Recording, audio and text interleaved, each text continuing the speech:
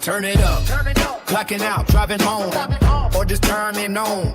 We got the remedy for the daily grind, Monday through Friday.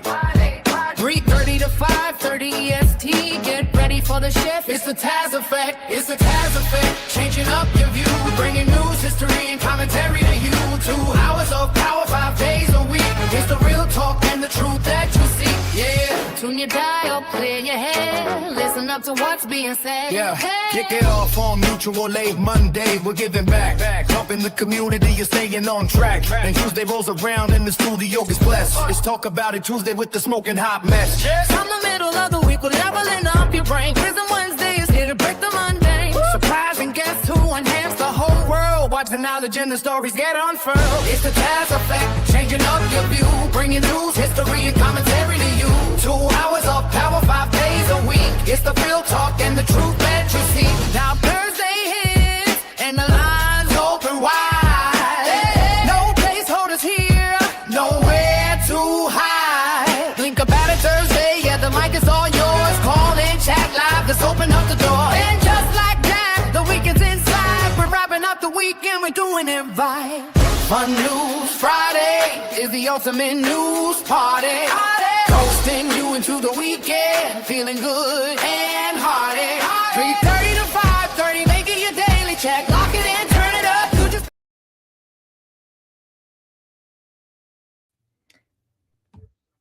Good afternoon. Thank you for joining me here for the Taz Effect, daily news in a way you did not know you could use.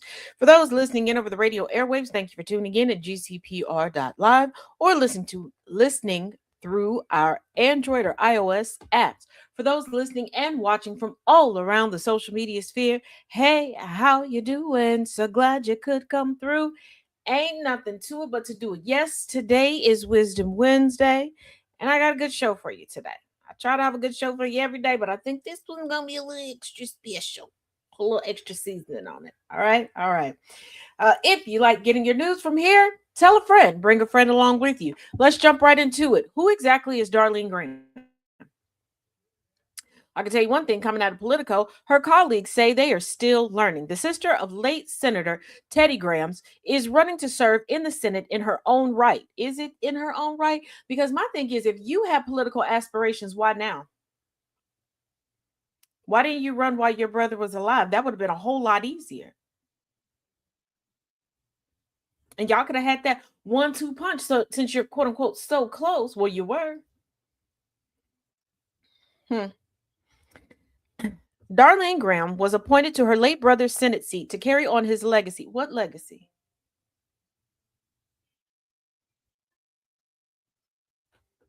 Debbie does Dakota like what? Hey, Tracina, what? Okay. I guess. But Republicans don't expect her to follow his exact same trajectory because nobody knows anything about her. She just popped out of nowhere. Okay. Teddy Graham's died and she popped up and everybody was like, whose white baby is it? Whose white baby is that? In the handful of statements, interviews, and news conferences since Teddy Graham's sudden death on July 11th, Darlene has emphasized that while the two siblings were shaped by the same shared history, she will bring her own style and interest to the Senate. He was in college by the time both parents had kicked the bucket. Remember, we went over this. She was 13 by the time the last surviving parent was gone. They were not shaped the same way. What's popping, twin?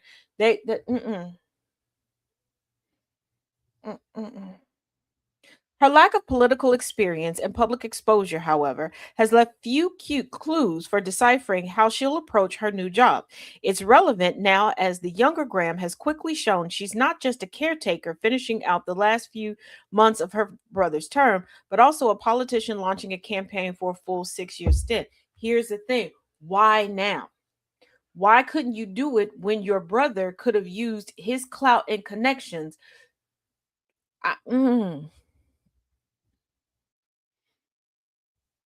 And here's my thing. Where's the coworkers to give us an inside scoop? Because we know white women love to gossip about other white women. And they love to do it if they can get a little coin or whether direct coin or indirect coin. And what do I mean by indirect coin? Doing interviews, getting on social media, doing story times about it, and getting monetized and racking it up from there. Okay, getting brand deals off of it. Where her friends at?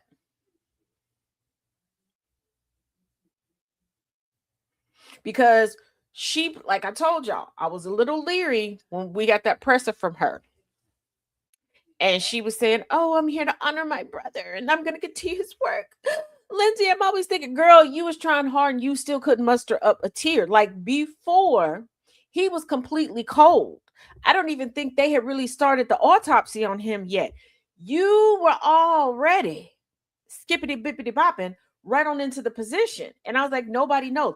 And now she's slowly going, "Oh, yeah, I'm gonna finish my brother's work, but I have my own ideas, my own aspirations, because I'm sorry, I have some brothers that are in some career fields that if that was uh, a goal of mine, I would get it while the getting's good. You know what I mean? I'm going to strike while the iron's hot. I would go to my brothers now and go, "Okay, you've been in this career field.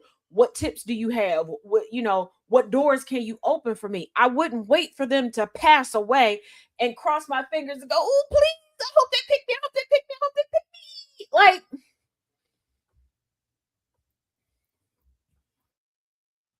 and here's the thing, because there's so much secrecy touted around her, she is going to be the epitome for the bounce back. She can be their poster child of, "See, you all don't need all this time to recover from anything in the workday."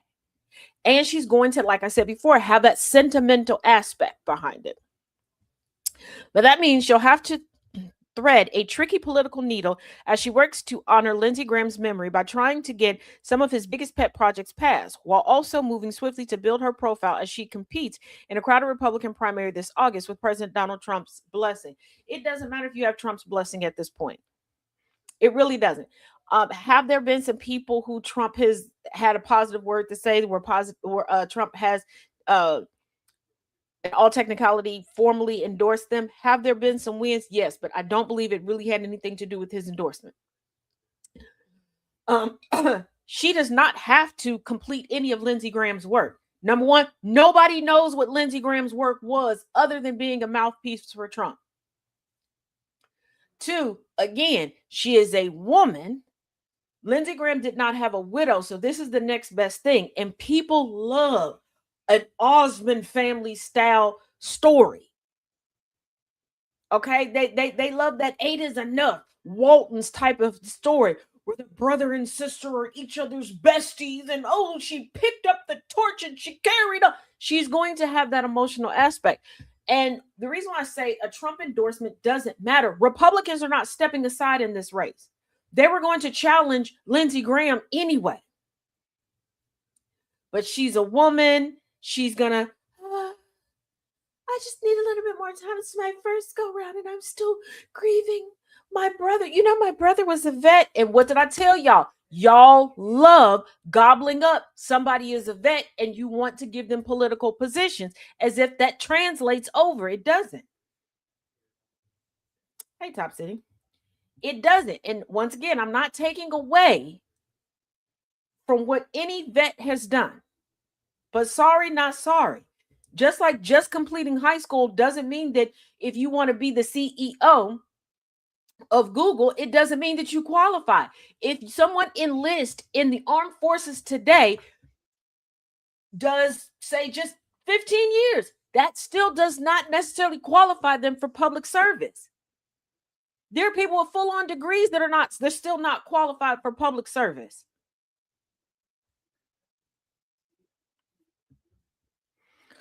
Darlene Graham is going to be an outstanding continuation of Lindsey Graham's work for South Carolina, plus more. Senate Majority Whip John Bartoso told reporters she has a very good finger on the pulse of what the people of South Carolina are all about. Here's the thing. I want y'all to, she's a woman. They're going to treat her as if, oh, we will endorse her. We'll keep her around because we can control her. Because remember, they keep equating her. Oh, yeah, she's a great continuation of Lindsey's legacy. If you have political aspirations and you are a woman, why would you wait till your brother dies? Because as a white woman, that is the best way to do it. She can slip and slide and get right on in there. And they're not going to pay attention to her for quite a while.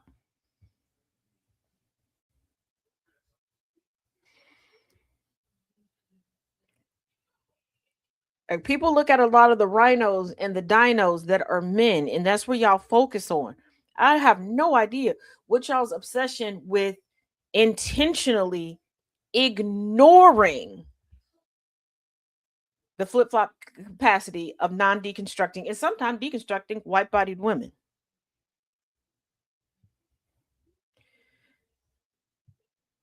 Now, I alluded to she's living MTG's dream life right now. Yeah, she really is. Now, I alluded to this a bit yesterday regarding Mitch McConnell, because all of a sudden Mitch said, and yes, I'm being extremely facetious, that he was out of the hospital and going to a rehabilitation facility, and now he's silent. Now, there are some people who, and this is true depending on the facility that you're in, but he's not there for mental health issues. So he would have access to a phone and visitors and all that jazz. Okay. That are like, now all of a sudden he's silent. There's no more updates. He's not having no more phone calls with people. Did somebody not pay their Ouija bill?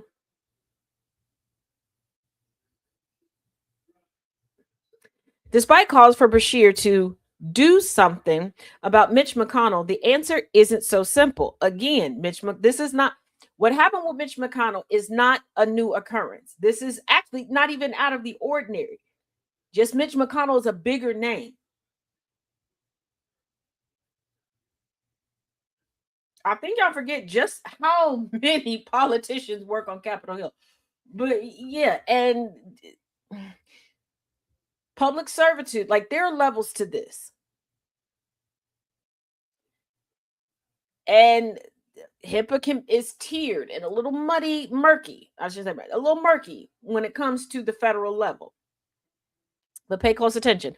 A lot of people are asking Kentucky Governor Andy Bashir to do something about U.S. Senator Mitch McConnell's absence from the Senate. Former Illinois Republican Congressman turned political commentator Adam Kinzinger said on Threads Tuesday, "I think the governor of Kentucky has every right and responsibility to either see Mitch or declare the seat vacant." I think sometimes y'all forget who's human and who's not. Far too often, and I mean this, celebrities, athletes, and politicians at times, you all forget that they do still have rights, just like you do.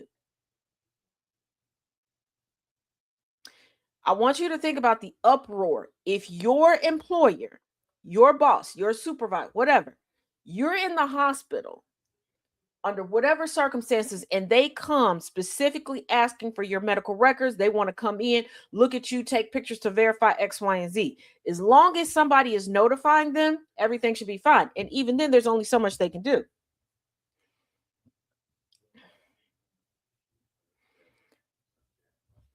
So, another Threads account, Just Diary of a Mom, tagged Bashir directly Monday evening, telling him, "For the love of all things holy, go to the hospital and find out whether or not Mitch McConnell is able to fulfill his role as an elected official for your state." Again, y'all understand, or at least pretend like you understand, HIPAA when it comes to regular, degular, schmegular people. Hey, Nana J, why do you all, hey, Miss Lyles, why do you all act like you don't understand when it comes to other people?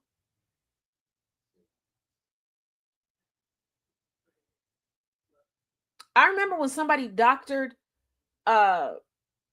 paperwork regarding a, you call her B, C list, whatever, celebrities, child, and their appointment. Like, what is wrong with y'all? And before you go, well, we have a right to know. Yeah, this is the same argument they made regarding your autonomy and your privacy with the Dobbs decision, aka Roe v. Wade. I am not a fan of Mitch McConnell, not a fan of any politician, but I need y'all to think. I need y'all to think again. How you problem solve is one of the biggest litmus tests that we have in this country. And a lot of your problem solving is just further problem creating. Y'all want the governor of the Commonwealth of Kentucky to go to a hospital in DC, mind you, not as a family member, not as a power of attorney, not as a spouse, not as a partner, not any of that. Hey, DJ. And essentially demand somebody's medical records. You do you realize the precedent that would set? Because I would love to see some of y'all spread eagle at the doctor, getting an intimate checkup, and your boss come in going, oh, I just needed to make sure that that's what they was in here doing since they asked for time off. Carry on, because that's what you're going to lead to. And no, I'm not being over the top. No, I'm not being paranoid. Y'all are not thinking. I'm seeing it over and over and over again. Well, why don't people just go here? Why don't people? How many times? Y'all are the same people that on or offline will complain about the documentation and everything that your bosses require you to have in order for you to leave work, take time off if you're sick or whatever, which is questionable. And why y'all allowed that change of rule, I'll never know. Because there was once upon a time that, hey, I don't feel well. Okay, you want me to take it out your sick days? Yeah. Boom. That's it. Once again, this is one of those, y'all allowed the rules to change. It's your time to take off. Why do you need to, again, why do y'all keep agreeing to having to prove to use what you earned? But I digress. Y'all sit there and complain, why they don't need to be in my business. That exactly.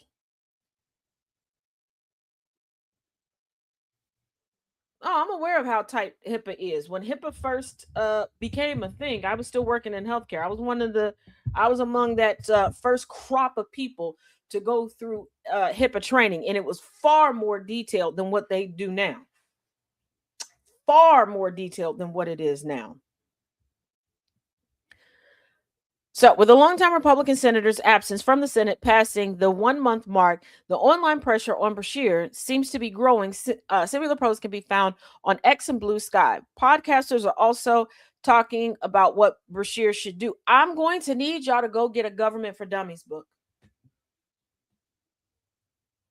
I love how folks don't pay any attention to anything. Start to pay attention to it and believe that paying attention means that you're educated on the subject matter, and start going, well, they should do this and they should do that. Did they try this? Well, this is the solution. You don't have any idea what's been tried before, what's been shown not to work, and why the system runs the way that it does. I really need folks to stop. Just because you're just now paying attention to something, paying attention to it does not make you an automatic authority on it. Some of y'all just now paying attention to your hygiene.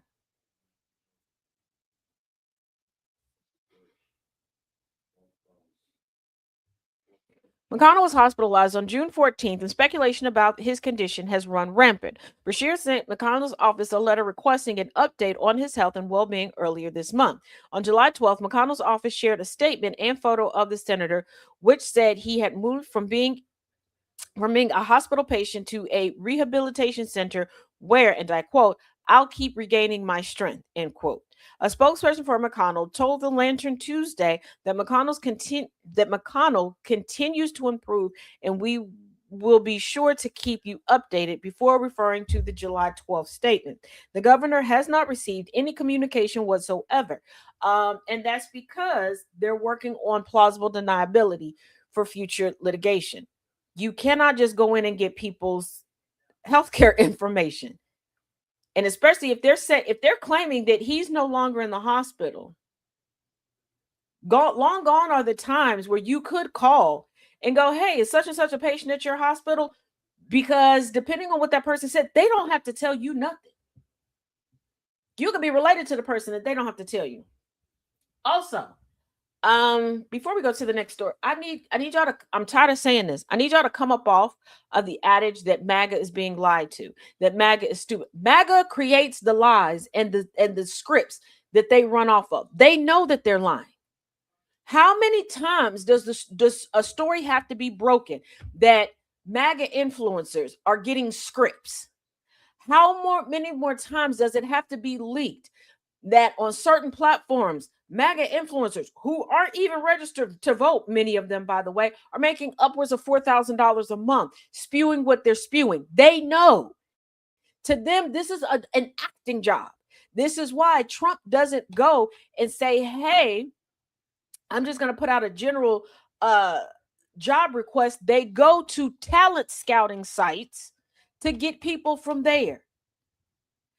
And the biggest thing is you all are trying to have these full analytical, deep thought, deep spirited hot takes and talking point on TED Talks regarding this current regime lying in Congress. Let me explain something to y'all. I'm gonna need y'all to grow up and stop acting as if everything is contained within these borders of these here United States. They don't give a damn if you believe them or not.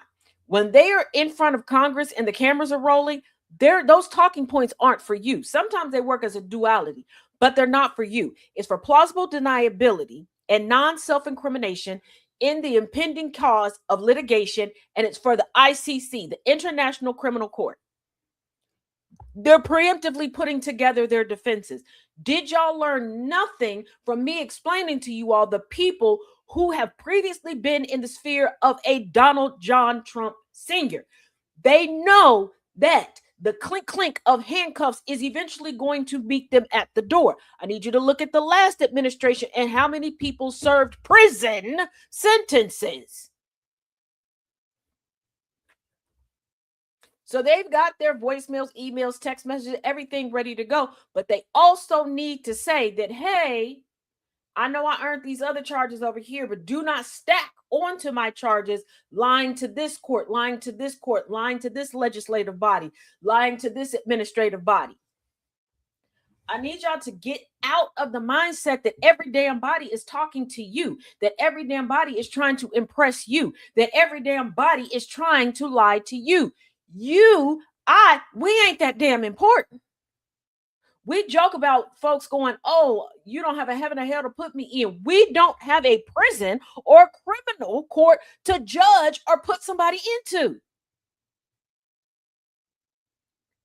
Like, y'all joke about other people with different political ideologies, et cetera, et cetera, et cetera from you, but y'all don't realize how much you act just like them. You kiki and you joke about people from the United States going to other countries vacationing and the mindset that they take with them. But I want y'all to think about how self-centered you are. In the past 13 hours, I've seen some, why they always line up? Why won't Congress do that? Please, for the love of all things, educate yourself on things. Please do. Please, just because you wake up and decide to just now start paying does not mean you understand what's going on. Does not mean you know what's been going on. It is never too late to learn something.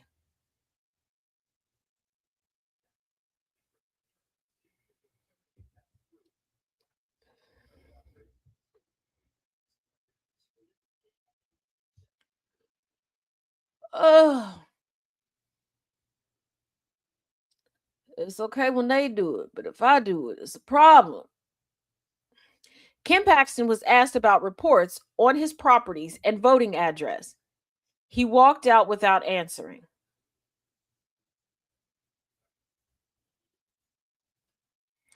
White people get to play in the face of accountability, live and in living color.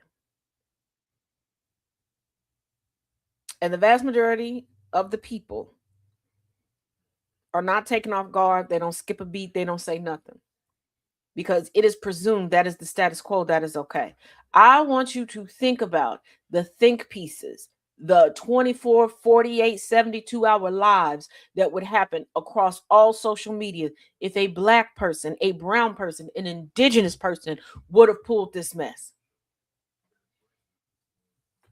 According to the New Republic, Texas Attorney General Ken Paxton declined to answer questions about two scandals during a press conference on Tuesday, then left the room. Paxton, a Republican, is running for U.S. Senate against Democrat James Tallarico. A reporter asked Paxton to respond to claims made by Tallarico's campaign regarding a New York Times report on properties Paxton allegedly acquired. Paxton cut off the reporter before the question could be finished. Paxton was also asked about a separate report concerning his voting address, according to the account of the exchange. He did not answer that question either, and a staffer intervened as Paxton began to leave the podium.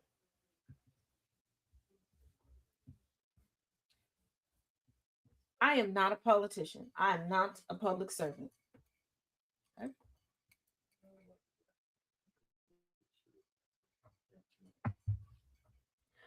I do sit as a member of two boards that handle helping people in regards to mutual aid.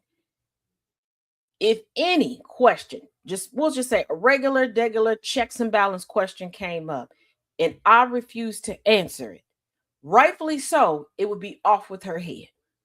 Okay, people would call for forensic accounting all up and through my life.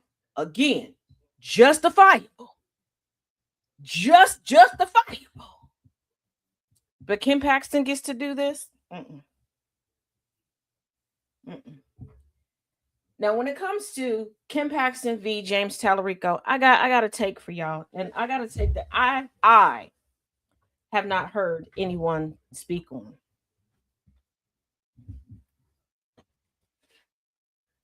Y'all low key see yourselves in Kim Paxton, and you want him to win. Some people are trying to put out the false narrative that this is good versus evil, that this is the moral versus the immoral. No, it's not. A lot of y'all are low down, dirty, miscreant individuals, and you enjoy seeing your image win.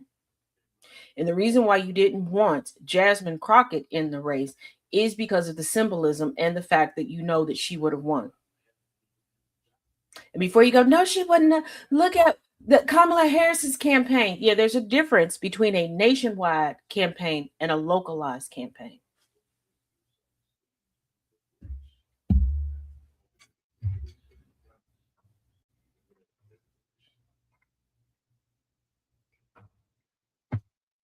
A lot of your misogynoir is rooted in you don't want a black woman because she's a woman and she's black presenting herself as better than your mirror image, than your kindred.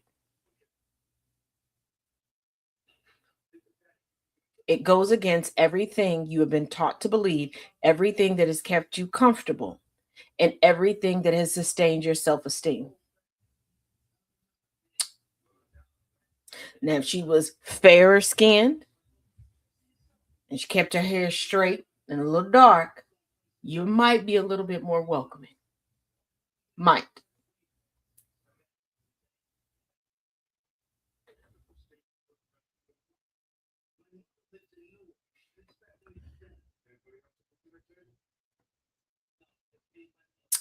Now, previously, Mayor Mamdani was looking into should BB from Philly come into New York if he could be arrested.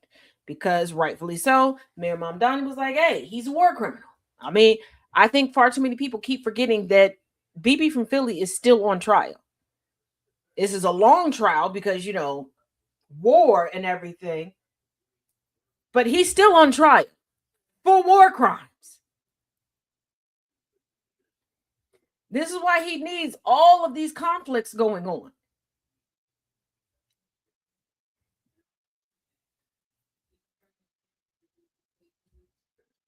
So, Mamdani says New York City can't arrest Netanyahu, but the federal government should.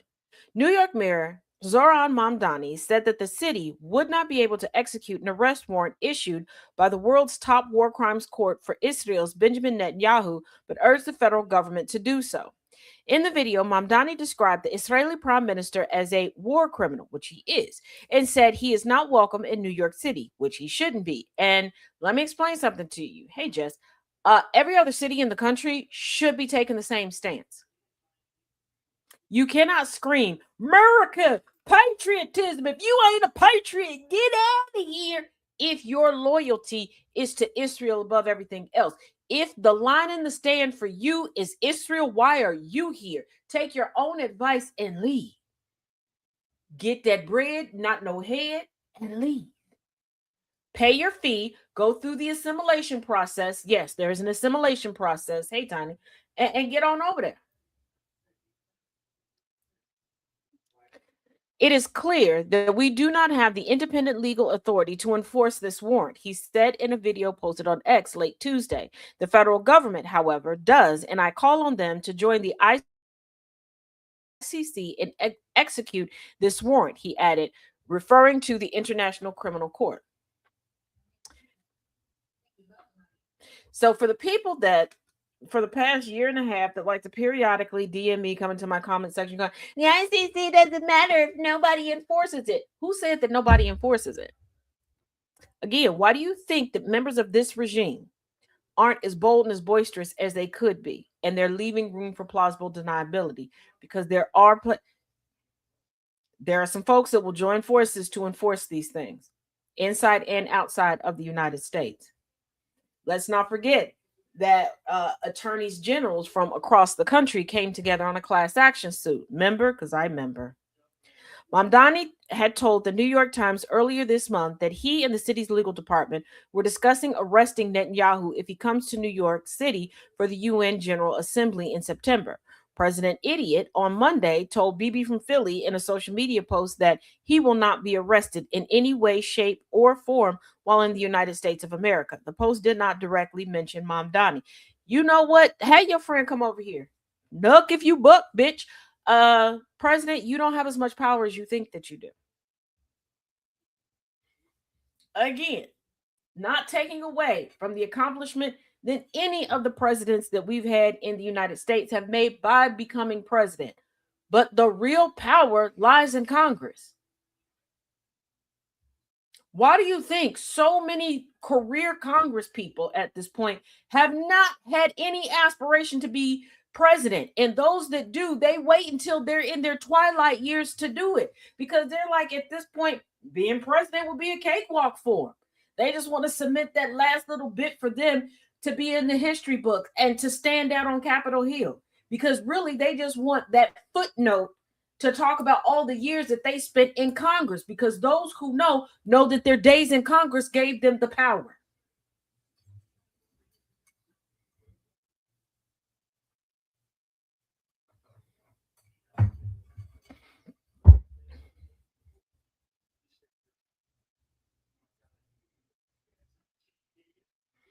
It's not the totality of the Republican Party. The Republican Party is made up of a variety of factions. You still have the breakdown over on Substack. Feel free to subscribe. But there are certain factions within the GOP that feel like, oh no, we can't be a part of the ICC. It's a dangerous. Yeah, they don't want to be held accountable, but still, they're not going to speak as loosely as they truly want to because they need plausible deniability when it comes to litigation. Now, Trump's $10 billion suit backfires as judge forces surrender of all financial records. President Idiot, his $10 billion BBC, I'm not sure enough for this some days, BBC defamation suit backfired Tuesday when a federal judge used his own damage claims to force the surrender of his financial records. U.S. Magistrate Judge Led made the ruling in Miami federal court following a 3-hour hearing. Trump filed the suit in December 2025, accusing the BBC of deceptively editing his January 6, 2021 speech to make it sound as though he called for violence, according to CNBC. I want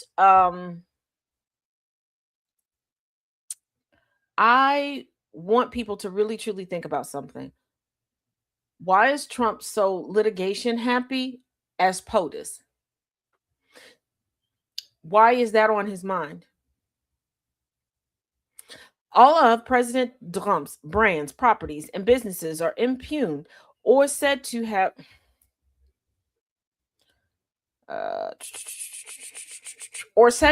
been impugned. Reputational economic damages, all of that is now at issue in this case, Lett said, ruling that Trump's own damage claims left her no choice. The ruling opens Trump's finances across more than 400 companies to scrutiny by BBC attorneys, Politico reported. Why does he have 400 companies that he is beholden to still? Ooh, okay. All right.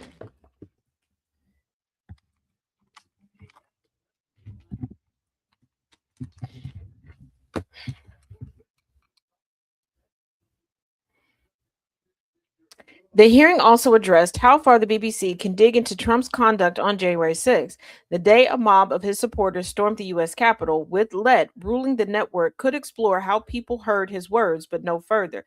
Y'all do realize the BBC is outside of the United States.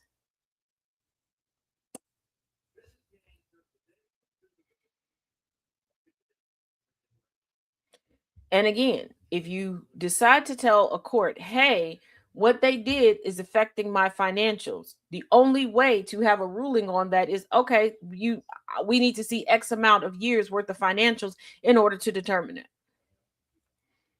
But again, Trump doesn't believe it. In Trump's mind, he has a very rudimentary and juvenile view of what the presidency is. He believes that, oh, if I say it, they just have to go along with it. I have the last authority, because he forgets when he was on the other side, when he was making claims on sitting presidents, when he was saying things against sitting presidents, the sitting presidents, most notably Barack Obama, couldn't just go, nope, that's not true. Here we go. It's now fact. No.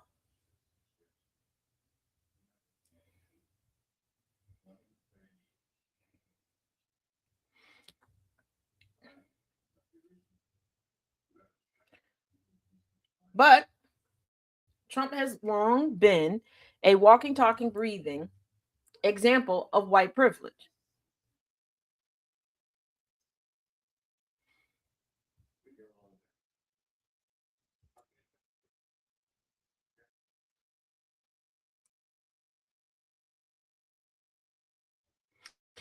He doesn't want to be looked into, but he wants compensation.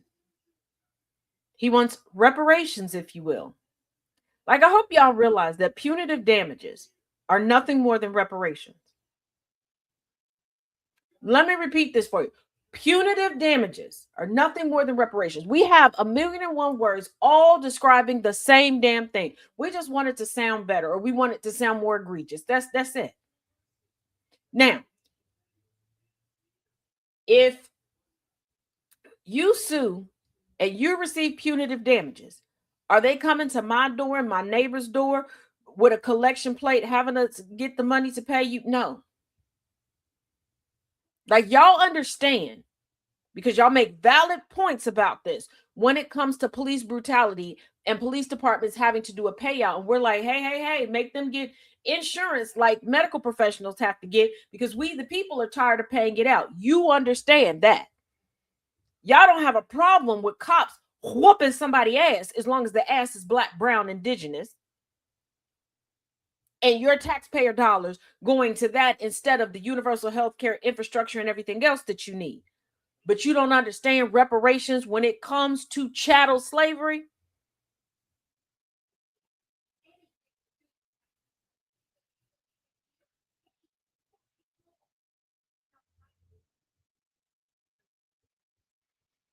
He has respect for presidents. He doesn't have respect for all presidents, but his understanding of the presidency is rudimentary and it is juvenile. He is one of those people. But talk to a child. Talk to a child and ask them what a president can do. Take the answers of about 5 children, if you have 5 children that you can talk to, and then go back and look at some footage or think about the actions that Donald Trump Sr. has taken. He has a very juvenile idea of what the presidency is. But so do a whole lot of people here in the United States.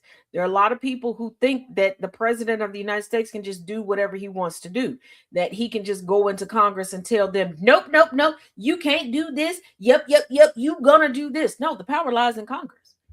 I've said this for decades, that essentially the president of the United States, and yes, this is a very, very Cliff Notes version of it. Okay, we can get into the context and nuance at another time if you like.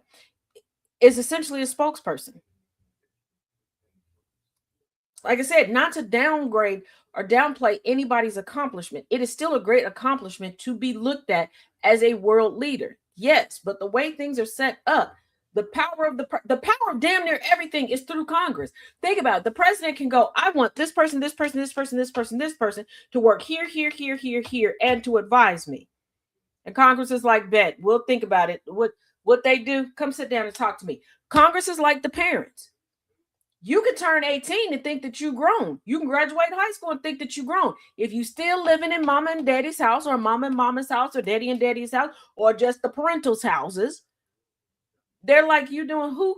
You want who to? Oh, come talk to me, baby. Sit down. We're doing what? You doing? The president's like, well, I want money for X, Y, and Z. How much you need? What you need it for? President is like, hey, China gave me this gift. China gave us a gift. And we decided we are going to keep our gift in this museum, in this archive. I can't take it. No.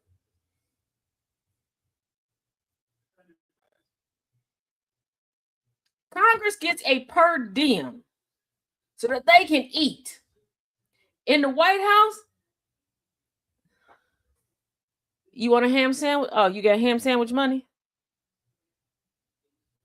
Oh, you want what world leader to come over here and do what? Okay. You got money for that? Okay. But most people don't know that, and neither did Trump. Trump thought that he was finally going to have the aesthetic that he's wanted since he was a borough developer with his father, with aspirations to be a statewide mega developer like the Hemsworths.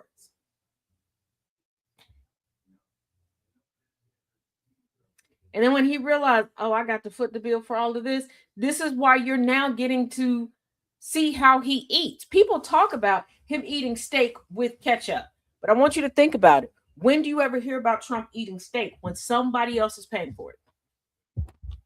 Everybody want to talk about how he grew up with money and he's a millionaire in a bit.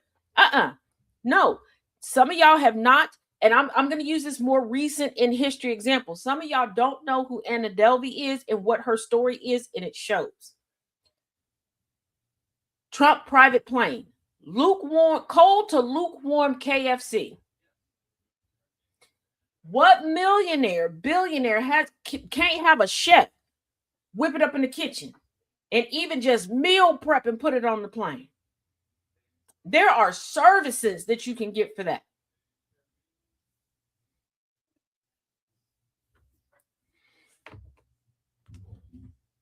People don't learn the Constitution in elementary school or in high school.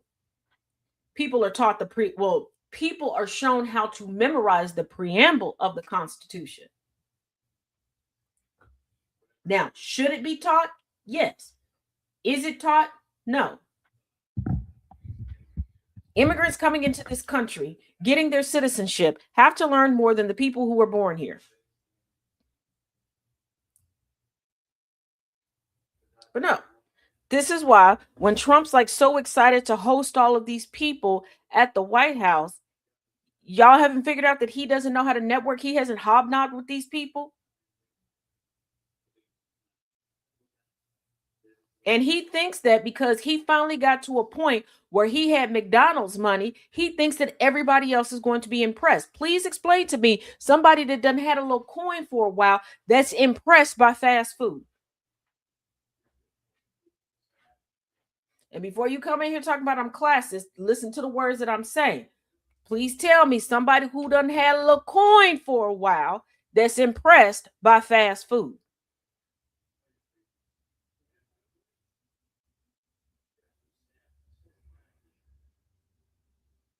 There was a point in time where there were those of us that were happy and impressed that we can invite some people over in our earlier years. And, we could buy a couple pizzas and feed the friends, or, buy a couple of, meal boxes and spread them out and everything like that. I want you to think about at your big age now, how impressed you would be.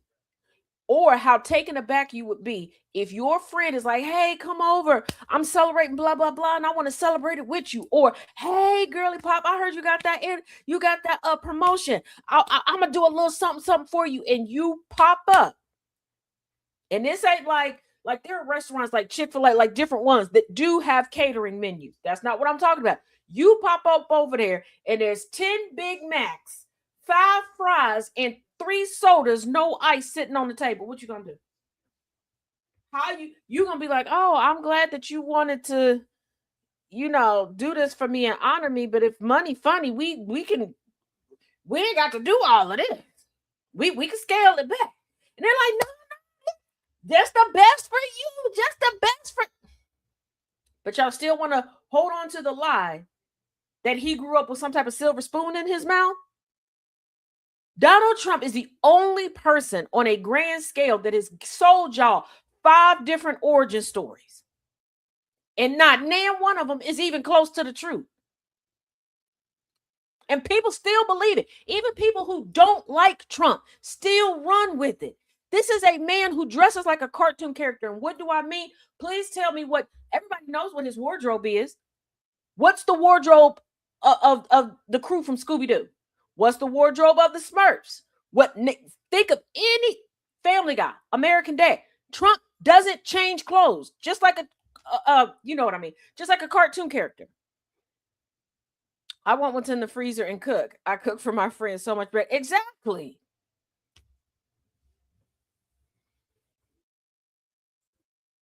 Think about what Trump gives his friends. The gifts that Trump gives his friends, we all could buy. Regardless of how much money we got in the bank, we all could buy it. It's not like, oh, if you're upper middle class, you can get. No, we all could buy the shits.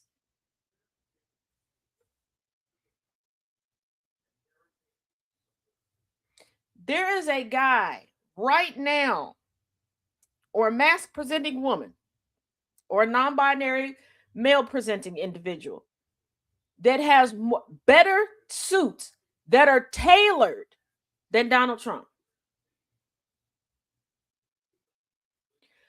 I want y'all to really, really think. Name a building that Trump actually designed. Not one that he slapped his name on.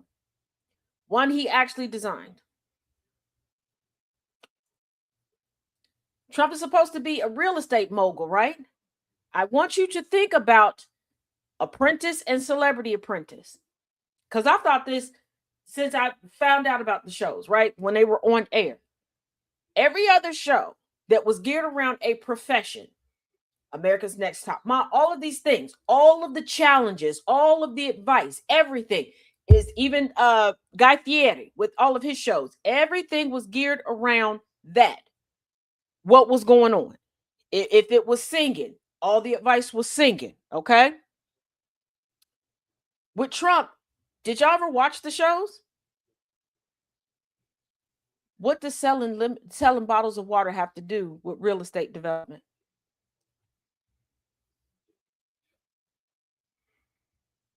And before you go, well, it's negotiating. You're the developer.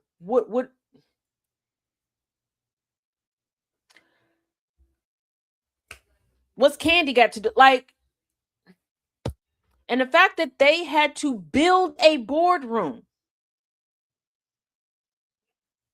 I did watch The Apprentice early on. Exactly. And what about it screamed? He was a real estate mogul. Same thing as Stakes in the Sharper Image. Right. Like, y'all didn't think about that. Here's the thing. There are some people who expanded their business ventures. But you're like, okay, that kind of makes sense. Like Oprah. She originally had what's now become We, and now own network, right? But you're like, she had the books, she had the movies, all of these things. That's a good branch.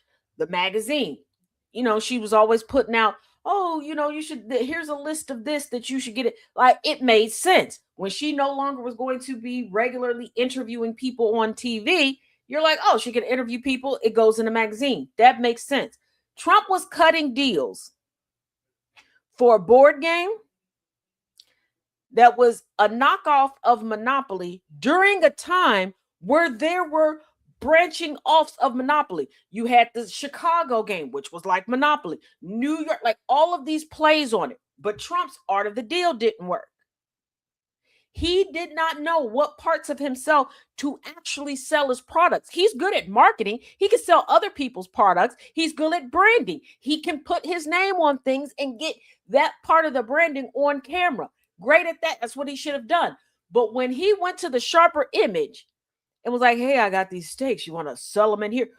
Please point to me the refrigeration and sharper image. And keep in mind, he started doing that at the time when Omaha Steaks was a thing, like just now getting off, where people watched an infomercial and decided they were going to order steaks from a 1866 number and have it freeze dried and drop shipped to their house. And he decided, I'm going to go to Sharper Image and sell it through there. Bottles of water. When is anybody? When has Trump been aligned with bottles of water? You want to know what would have been good? He could have done the thing that Bethany Frankel did. Bethany Frankel's like, I like a cocktail, but I'm known for being skinny. What does she come up with? Skinny margarita, skinny this, skinny that. He could have came up with faux cocktails. He could have came up with a bunch of mocktails since that was his thing. He didn't.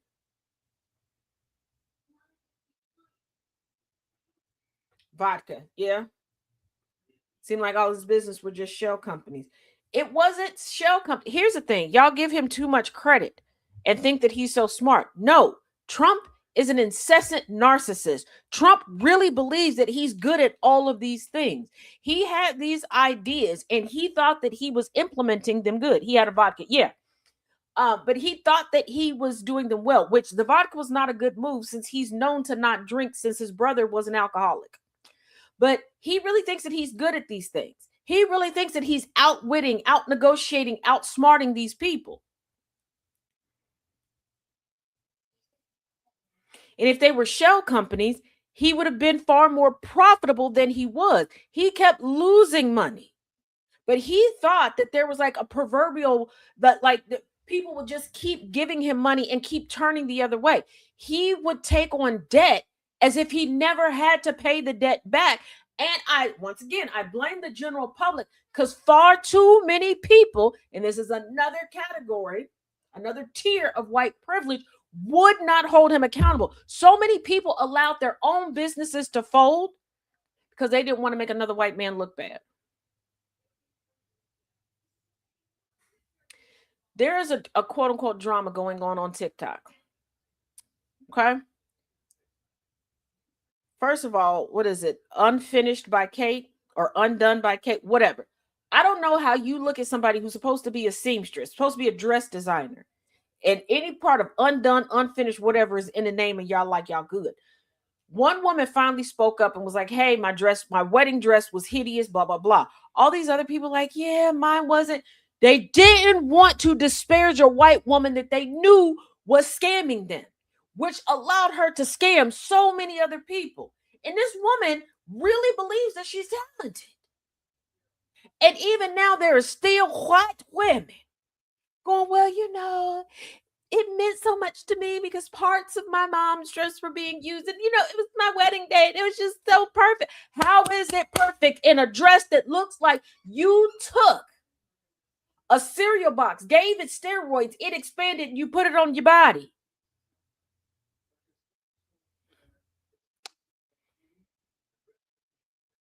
This is what we mean by some of y'all will protect whiteness over any and everything else.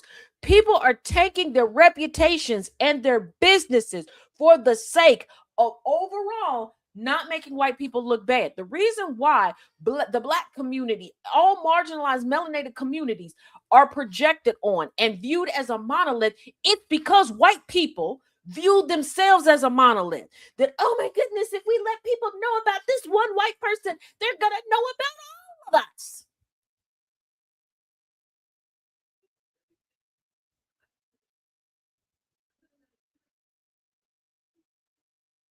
Because ain't no way.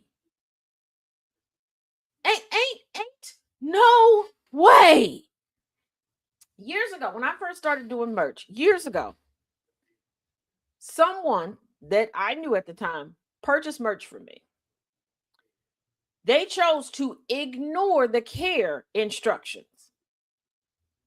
Okay. This is when it was still available for me to do like the water bottles, the metal water bottles. Okay. No matter where you get said water bottles from. Okay. They tend to tell you they are not dishwasher safe. Do not put them in the dishwasher. What does she do? Put them in the dishwasher. When I tell you, she tried to read me for filth and bad review me up and down everything. Okay, try to first lie and act as if I personally sent it to her like that. If y'all don't know, my stuff is drop shipped. I design it, I put it up on the website. There's one company that handles the making of it, another company that handles the shipping of it, but they're all interconnected. Bada bing, bada boom. Okay, it does not come through me. I'm not sitting here putting it together. Baby, if I did, I would never get any sleep. Okay, with all the hats that I wear. Now, a friend of hers had bought a shirt and some pants. Again, ignored the care instructions. And that was the nail in the coffin for them. Because people were like, hold on, wait a minute. Did you wash this? Like, how did y'all wash it? And it came out. Now, they were ready to ridicule the crap out of me. White woman uses the same company that I did, put up merchandise to sell, got the money. And this is why the site now changes. Like, we don't get paid until the stuff ships. Like, that money sits. We can see it. It sits until it ships, until it's officially to the customer, and then even sometimes a couple days. And then there's a period of time that it can be adjusted if somebody, gets whatever. So if they send it to us and it's in that period of adjustment where they're like, it came jacked up, this is poor quality, I'm sending it back, they pull it out. Okay. She shut down her shop. She sold larger account. Sold all this merchandise, shut down her shop. Nobody got anything. I know because I ordered stuff as well. I was the only person to complain because once again, and everybody that I talked to, oh, well, we're going to handle it behind the scenes. We can't embarrass her. Oh, hell no. Oh, hell no. Now, don't forget, y'all, it is Wisdom Wednesday. And what did I tell you? I told y'all that I was going to have a little extra wisdom for y'all. And I also let y'all know that GCPR Radio is expanding. And it is my pleasure, my honor to introduce to some and welcome for most the great and wonderful. And I know she's doing this on purpose because I can see her.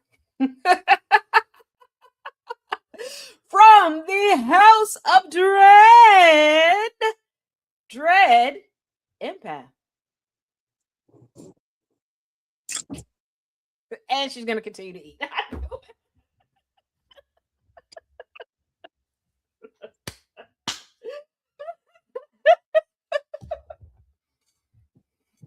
Hello.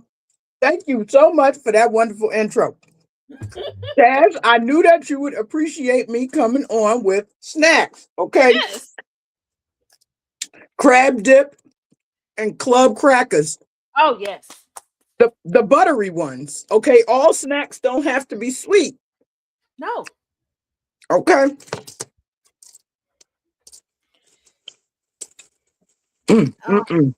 What you also need to try are the pita chips and the lobster roll dip from Aldi. I do love seafood. Lobster roll dip from Aldi. You know what? I ain't got nothing to do after the show. I promise you, I'll go to Aldi's. I'll go. I'm telling it is so Just good. a short drive from here. I got some one day and I was like, this will be my little snack for the week. Like, it didn't last a day. It didn't. I'm not even gonna hold you with that one. It did not last a day. Listen, whenever we try to make anything last for a week, it never makes it through the day. Whether it's snack, wine. Yeah, I Just tried. saying. It's like I Sanity. had Munchies, Cheetos, cheese crackers. Okay. I had got a whole box. They gone, yo. They was delicious. They in my belly now. Mm, Taz, don't give mm. me ideas. I'm not trying to go back to having a big bag. You want to have a big bag? Walk around and eat it. That's what I'm saying. You don't have to have a big bag. There are ways around this. Walking around. Yeah, just walking around. I got nothing else. Or dance. Yes. Can't nobody see you around the house. The- Oh, DJ, they were scrumdiddlyumptious. They all gone now. I felt bad. Well, nope, I got one more pack left out of the whole box. I got one pack left. And you see I got it Tell you sitting a in here. midnight snack I had, and I'm ashamed of it. But I went for a 2-mile walk today, so it's okay. Last night I could not sleep, and I was watching House of the Dragon. Okay. So at 2:30 in the morning, I may or may not have gone downstairs and opened up my Ben and Jerry's strawberry cheesecake ice cream.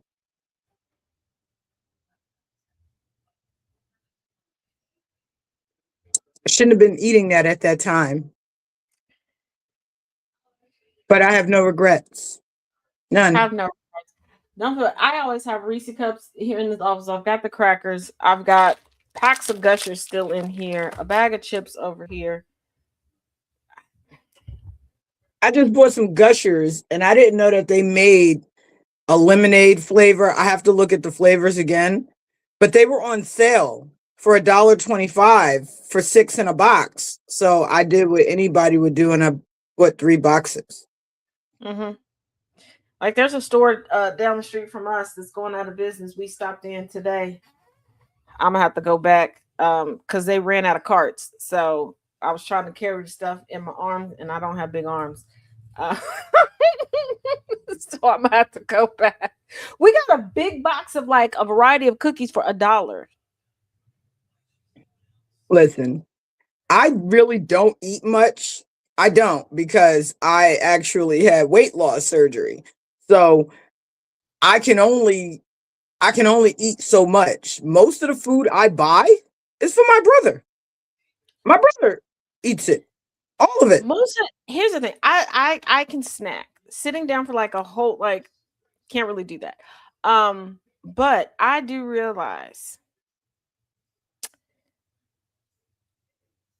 I like stuff minus my Reese cups. I like a bite or two of this, a bite or two of that. After that, I don't.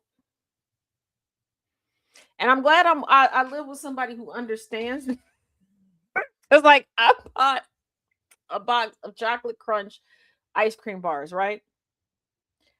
I had Okay. one. Strawberry crunch is my thing. Yeah, Okay. I had one. My mom loved the strawberry crunch. This I don't know. There's something about the straw. This I don't know. There's something about the strawberry that throws me off every time. But I like the smell, but I can't eat it. But I had one, and then I was done. My problem that I'm finding now more and more is that when I want something, I want it, and then that's it. Hmm. Like I said, I when I make meals, I make them for my brother. Like I'm like, okay, what can I make that I can take to work and eat for 3 or 4 days? And it has to really be something that I really really want. You know, like my garlic, like my gravy and mushroom meatballs with the homemade mashed potatoes and the garlic infused spinach, or my seafood alfredo with the red lobster biscuits. It has to be something I know I'm going to Hmm. eat. Otherwise, people are asking, friends of mine, did you eat today? Oh hell, what's today? What time is it? Yeah, But like you, I can snack. I can yeah, I eat my can fruit snack. and stuff. It's like the other day. I forget what we were doing, and I told him I was like, "Oh, you can have that in the refrigerator." He's like, "You have to eat." And I was like, wait a minute, did I eat? Hold on. I really had to sit and think about it. Okay. I got chicken the other day because I decided I had this. I was focused on chicken. Chicken. Got the chicken. I was 2 bites in and I was done, but I was like, nope, I gotta at least eat this piece. Put the chicken in the refrigerator. I kept trying to offer it to him. He's like, you gotta go in there and eat. Then the other day, he realized it's still sitting in there. He's like, I'm gonna. Yep, I was about to tell you to, because I was. Hey,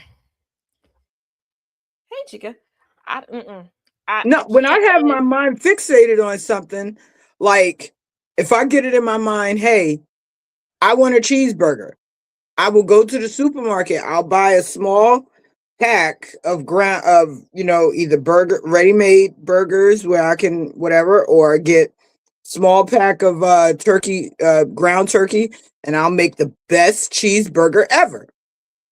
And I mean, when I make something, I make it. So it's like a whole cooking network thing down there. I'm like, okay, I'm going to get the brioche bun, and I'm going to, make a little sauce, and I'm going to put lettuce and tomatoes, and I'm going to chop up an avocado, and, it has to be a whole thing.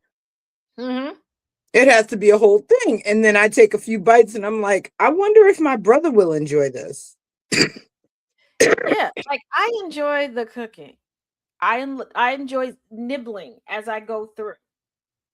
Angry. Other than that, no. So who is now we, that ma'am? I got cookies. What's that? He said, "Who is we?" Talking about he got cookies. Sir, let me explain something to you. Something to you. I'm in the house right now. You outside of the house. Will have cookies in a minute. Okay. All right. I'm She's got a point right now. That's because Salad got interesting gut roaches. Because Salad got intestinal gut roaches. Jesus Christ, Chica. But not like here. Like when the whole lettuce debacle, so many people were calling me, and I'm like, first of all, y'all don't pay attention to me. I generally use spinach with everything, but cool. Or I'm not really an iceberg lettuce person. Like if I'm out someplace and I don't have any other choice, hey, I'm not going to sit there and throw a fit. I'm not the send it back 20 times type of person. Absolutely not. Right.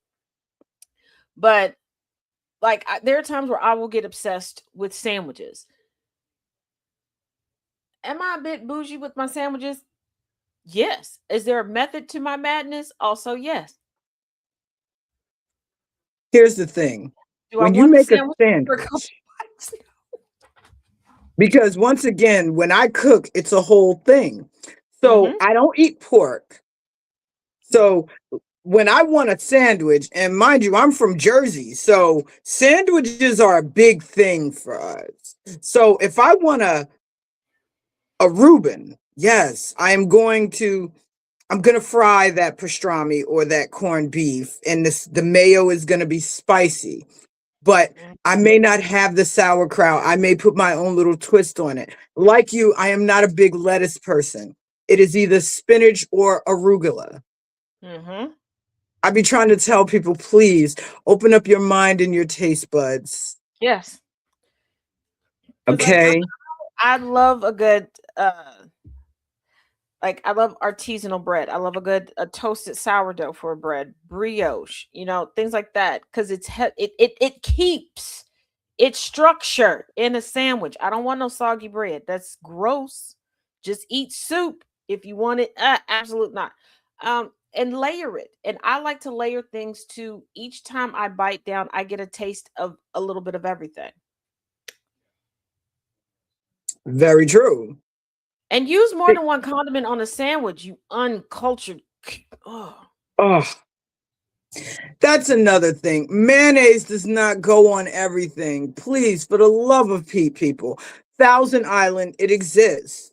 If you're eating a chicken sandwich, they're not just dipping sauces, they can be spreads as well. And if you want to watch your weight, there is light, there is fat free. They have, low sodium things please. Mayonnaise and mustard. It's basic. Aiolis are great. Bacon jams, Yes. especially Good garlic aioli. Oh, every time I say bacon jam, people go, I don't, y'all do realize you can have bacon from a multitude of animals. Just like when I was explaining to someone that, yes, I season everything, including my salads. I have salad seasoning that I make myself. Um, and just like I told somebody, like from time to time I do like bacon bits. I prefer beef bacon. I'm not really a turkey bacon type of person. But like I need y'all to realize different things come different ways. Like listen. it's a uh, I don't. and I think that people get very complacent with food.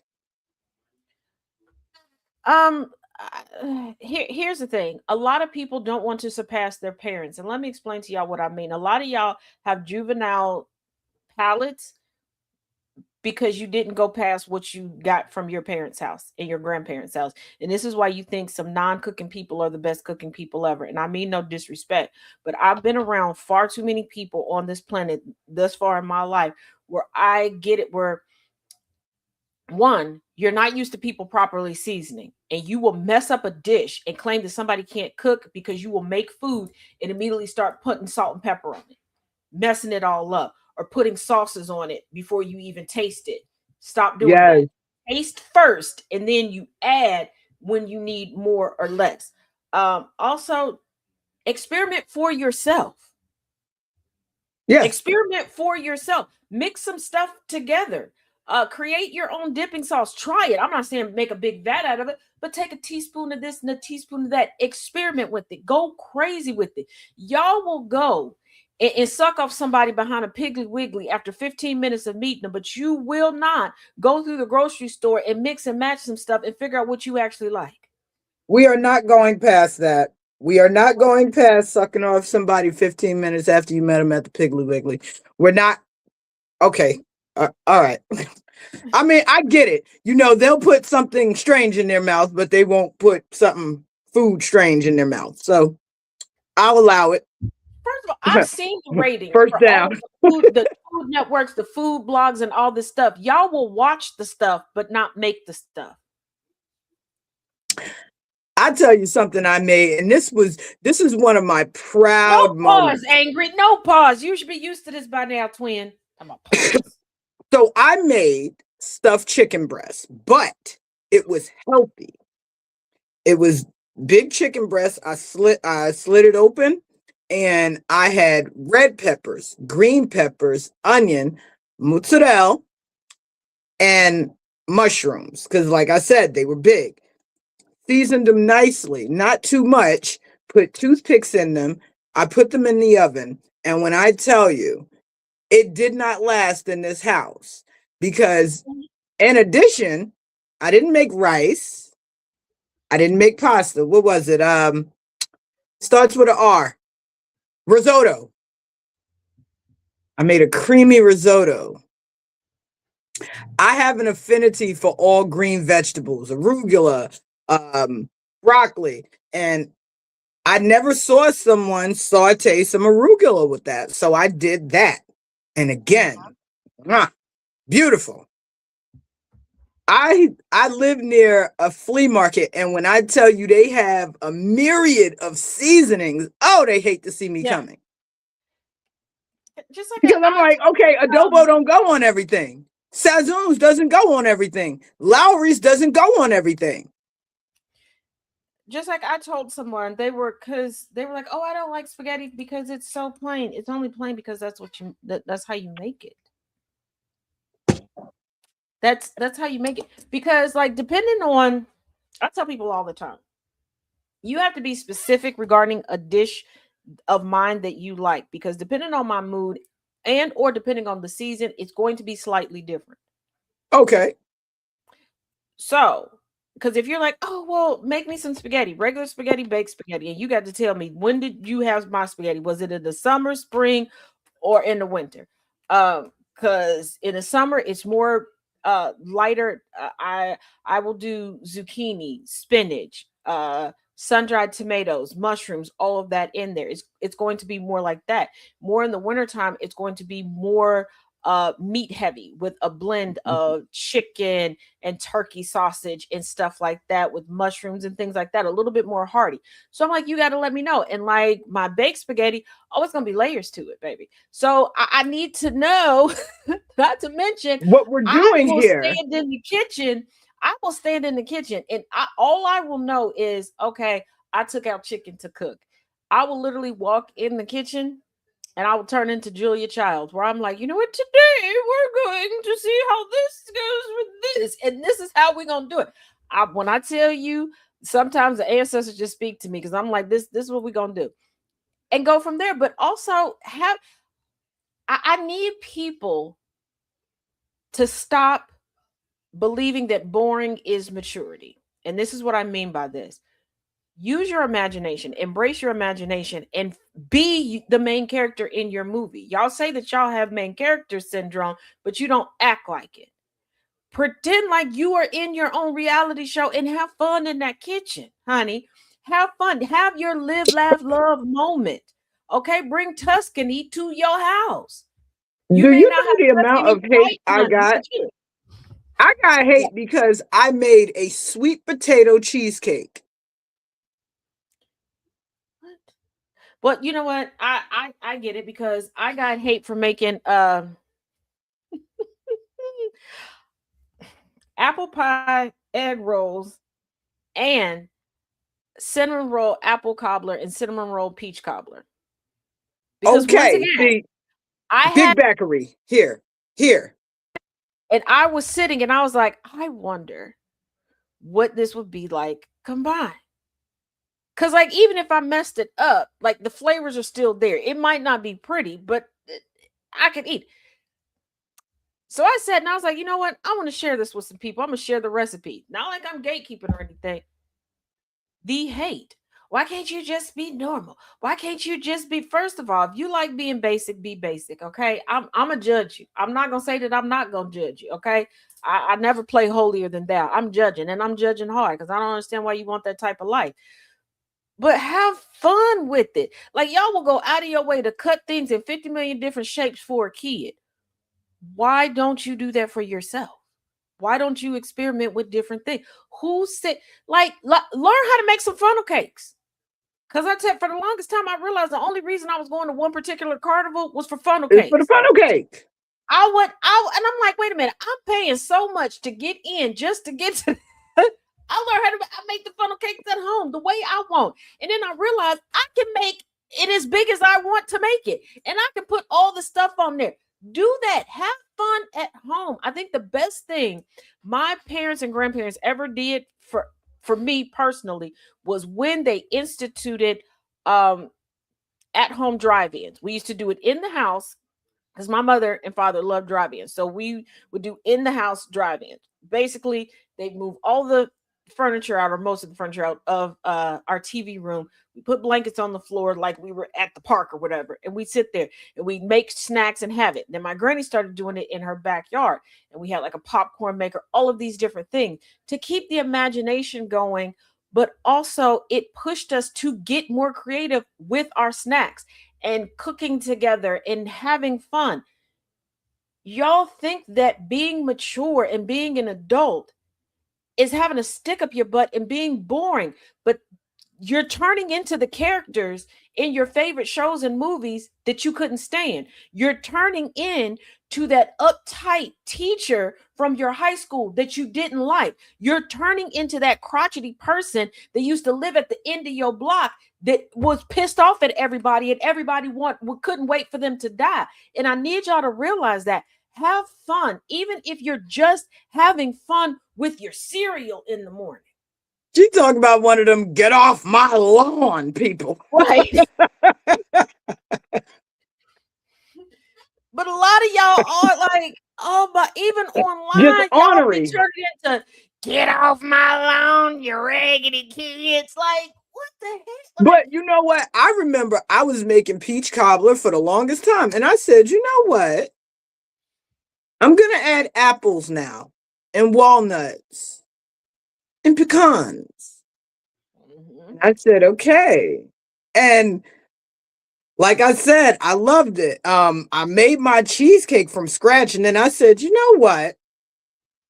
Everybody always makes strawberry cheesecake. I'm gonna make a raspberry cheesecake, a layered, a layered raspberry cheesecake.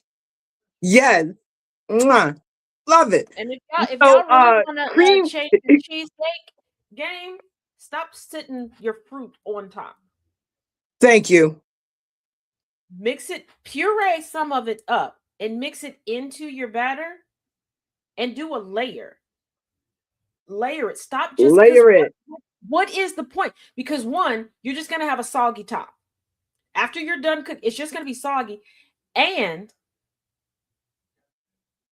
this is where y'all get into, you end up wasting your money, because there are people who don't like a strawberry raspberry cheesecake that will ask you for a piece of that cheesecake that you just made to scrape off $5 worth of topping to eat the middle. And that flavoring doesn't just, it's not going to osmosis its way down through it. And people sleep on, say it with me, folks, caramel. It's a thing. It's sweet. Caramel. Yes, don't be afraid of nuts and everything. Lord Well, have I ain't afraid mercy. of nuts. Look at Aggie. To be fair, I worked too hard on my lawn just to have them damn kids understand. Annabelle, it is not pancake batter. It is not pancake batter. And have you had a funnel cake? Do you know all the different ways and all the different things that come on funnel cake? Hold on. So yeah. So no. Okay, so funnel cake is made from a simple batter of flour, eggs, milk, sugar, baking powder, salt, and often vanilla, which is deep fried with and topped with powdered sugar. So it's all purpose flour. So no, it's not pancake batter. Mm-mm. And here's the thing: I like to put in a little fresh cinnamon and a little fresh nutmeg Okay. Mm. um, into my batter, and just a little bit of zest of lemon. But see, like you said, you got to have fun. You got to have fun with it. Everything that you make is not going to taste good right away. That's why you don't, that's why you don't experiment for those holiday seasons. If you got some time to just, It's to fried just down. throw some stuff together. Like me, Yeah. I love brownies. See, I love brownies and I love experimenting with brownies. One of my favorite ones I started experimenting with was the slutty brownie recipe that dates back to the Facebook days. And I just started putting my little spin to it. But Infernal, for you, I think it's funny that you said the nut butters. When we went to the store, there was a jar. I've been an EP on Sound of Coffee for too long at this point. Um, At first sight, optical illusion, my brain registered something else on that label, but it legitimately said hazelnut butter. Not what my brain saw. Not What did your brain see? Because I want to know this. hey nut I'm, buddy. Why? I don't know. Because I did a double take, like, what the heck? Like, this is egregious. What? what I was devastated to find out isn't healthy, even though I never ate a lot of it. What? Women? No, I'm just kidding. Oh, that ain't never good for my health. I like too many of them. What is it? What is that? Nutella. Yeah. It's not. I Look, I know. love some hazelnut. I love some hazel. I started learning that okay, a lot of my favorite things technically should be healthy at the quantities or how I like them mixed with other things. Yeah, it takes it right out the. And here's a funny thing. In Greenwich Village, there's a restaurant. Well, there used to be. I don't know if it's been pre-COVID was the last time I was there, so I don't know if it's still there. But there's a restaurant, all serves peanut butter and jelly. Now, you can get any type of jelly, jam, all different types of blends of peanut butter. You can get fluff, da da da da. I went there and I had this chocolate peanut butter. Shortly after, believe it was Jif. I believe it was Jif. Don't quote me on this. Came out with a chocolate peanut butter. About 2.5 years later, we got Nutella. And when I tell people about that, they're like, "Oh, Nutella is the same thing." No, it's not.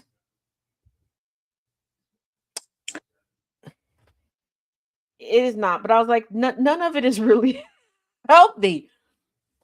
You know what I've never had in my life? And don't judge me for this. I've never had a fluffernutter. I don't even know what that is. Okay. You know that marshmallow fluff? Fluffernutter, what popped into my head as to what I think it is, and I know I'm 100% wrong, is something that is it should be on the hub. So, yeah. You're thinking of a nutter fluffer, but I got you. A fluffernutter is that fluff, you know, that marshmallow fluff that comes in a jar, Fluff is. and peanut butter and a sandwich. That's a fluffernutter. Yeah, and now I've seen people make variations of it. What it is, okay? But every time I hear fluffer, not the visualization. That's because you're just sick. I mean, you know, you're just. Yeah, it's called a fluffernutter. DJ was like a who would've. See, I'm not the only one. These big bakery stories. Yeah, but see, here's the thing. I've seen people. Wait a minute, peanut butter and molasses? No, it's peanut butter and marshmallow. No, somebody said, "Have we ever had peanut butter and molasses sandwich?" No, only thing I've ever I ain't never been that deep in the trenches. Ugh. Only thing I've ever used molasses for, and y'all can come for me if you want to, was to make brown sugar. That is it. I've never had molasses on or in anything. And yes, you can make brown sugar. It's white sugar mixed with molasses. That's it. No, but see, here's the thing. You can make grilled fluffernutter sandwiches, just like I'm not afraid of this, y'all. I decided once to have a grilled peanut butter and jelly sandwich. Okay, Elvis. No, I'm laughing because Jess said it's also her stripper name if she ever strips. Lord have mercy. What is wrong with my friend? What? None of us in here are well. Now, I love jam. I don't like jelly. I always have strawberry jam. See, I like blueberry and blackberry preserves. I will do a strawberry jam if I can't get those. But it was during my pot smoking days. And I said, you know what? I'm going to give this a try. Now, for peanut butter, I also like the crunchy peanut butter. I like anything that has to do with nutting. Anywho, but I'm the one that needs help. Oh, Annabelle, I thought I told you this is a banana free zone, okay? Because we're not trying to kill Taz. Don't add bananas. Never add bananas. You're allergic to bananas? Exactly. Okay. Good to know. Good to know. Don't give me no bananas. And serious note, anyone who comes in contact with me, and if you think that you're going to use this against me, I don't think y'all realize I don't leave the house by myself, and don't nobody play about me.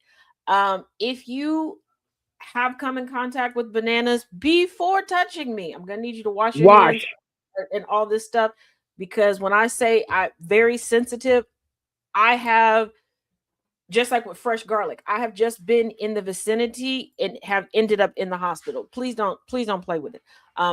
Again, what is the rule? I am nice, I'm kind, I'm not benevolent. I am heavily medicated, and it is documented that I am not well. Okay. Well, here's the thing. I have a severe allergy to habaneros, jalapenos, ghost peppers. Any of that will send me, my lips and tongue will swell, or I'll go into a very, very bad asthma attack. So, you know how people like to play pranks and stuff. I'm like, yo, don't play with me like that unless you want to charge. Yeah, I have y'all know who she is. My nemesis, who has thought over the years, it's so funny to play when it comes to my allergies. But here's the thing: she takes everybody else's allergies seriously, and I don't. I'm not downgrading anybody's allergies. I take them all seriously. That's why I ask people if you're going to be coming to my house, if I'm going to be cooking for you, or if you want me to pick a restaurant. I take them very seriously. I don't want you to be uncomfortable or anything. Or sick. But when I tell you, hey, this can kill me, it is not a challenge for you to keep trying to slip it in my food or put it on your hands and come and touch me. Hmm. Listen, That's why your BBL for 3 years was lopsided, wench. I don't know what it is about the word winch. Just It's I not just wench, it's love wench. that word. And I think that it needs to make a comeback. You know, like skeezer. That's why I say it all the time. Because Tom, we were prepared for one of the sound of coffee. And I don't know. Sometimes I don't know what is wrong with people. I say I'm not in Eastern Standard Time. Okay, I'm an hour behind everybody else. And I am backstage 30 to 40 minutes before him because I have to get a lot of stuff set up and get things scaled before he comes in so that I can just maneuver it around. Right. He'll pop in, ding, ding, ding, ding, ding. People want to send us stuff at the last minute. Show is already set. I'm gonna be honest. I don't give a damn what y'all have to think after that. I got my boards, my notes, and everything done. All of the things that I need to copy and paste and get in there. I don't know why you wait to that moment. Somebody did that. And they had to have been from the radio side and got wind of emails. And I was wench this, wench that. He was like, what is with you?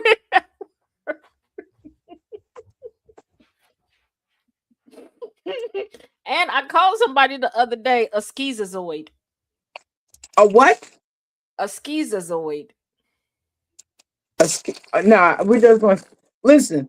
There's certain words that need to make a comeback. Breezy, yamp, jump off, skeezer, winch, scallywag. Oh yeah. Scallywag. Now, them was fighting words. Scallywag used to be my word. Mm.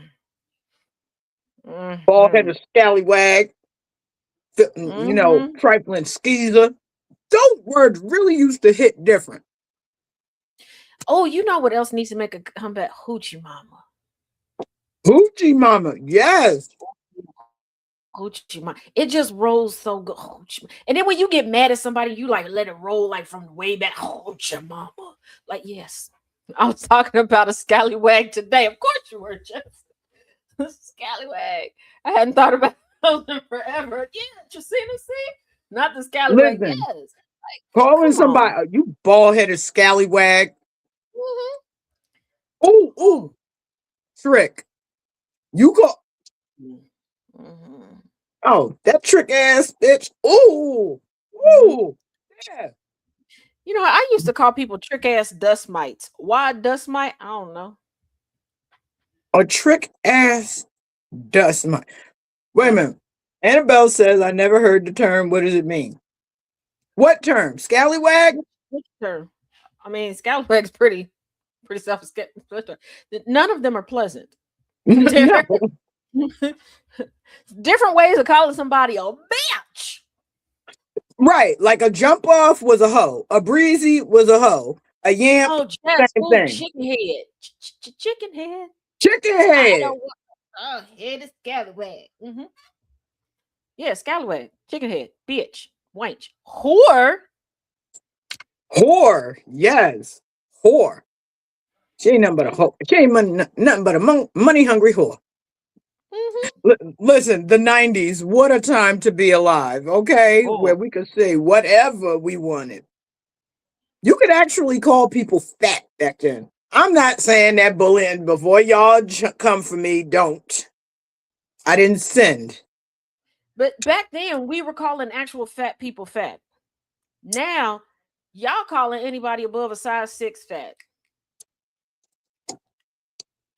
I saw somebody say any woman that's over 140 pounds is a cow. I said, moo. What the hell? See, and that's what I mean. I need people. I need people to chill. And for those of y'all that are out here bullying that young woman, and I'm saying young woman, I don't know her age, and I mean no disrespect. I'm not saying that you're immature. I'm not. I don't know your age. You look maybe in your 30s, which is younger than me. That's all. That's all I'm saying. Who made her snack plate? It looked delicious to me, and that was a snack. Y'all don't know what homemade bread looks like. You can't cook, wenches. And y'all want to try to bully her because she's curvy. She's also beautiful. That's your problem. Right. That's your problem. So I need y'all. Absolutely not. Because I need y'all to stop basing attractiveness on complexion and size because y'all gassing up the wrong people. Okay, you got some people that look like a runaway petri dish out here thinking that they thang and they not. Okay, um, no, no, because I don't want to see they thong to thong. If you don't want to see somebody's bare thong to thong thong thong, don't gas them up. I hear that. But see, you know what? The hate is real. The projection is real. Like you Mm-hmm. said, don't gas them up. Oh, please stop the colorism. All light skinned women are not cute. Some of them look like Smokey Robinson undone from the oven. Okay. There, Just- there is a creator on TikTok.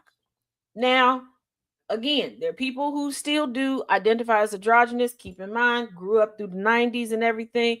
There were people before I knew what non-binary was, I knew about androgynous people. Okay.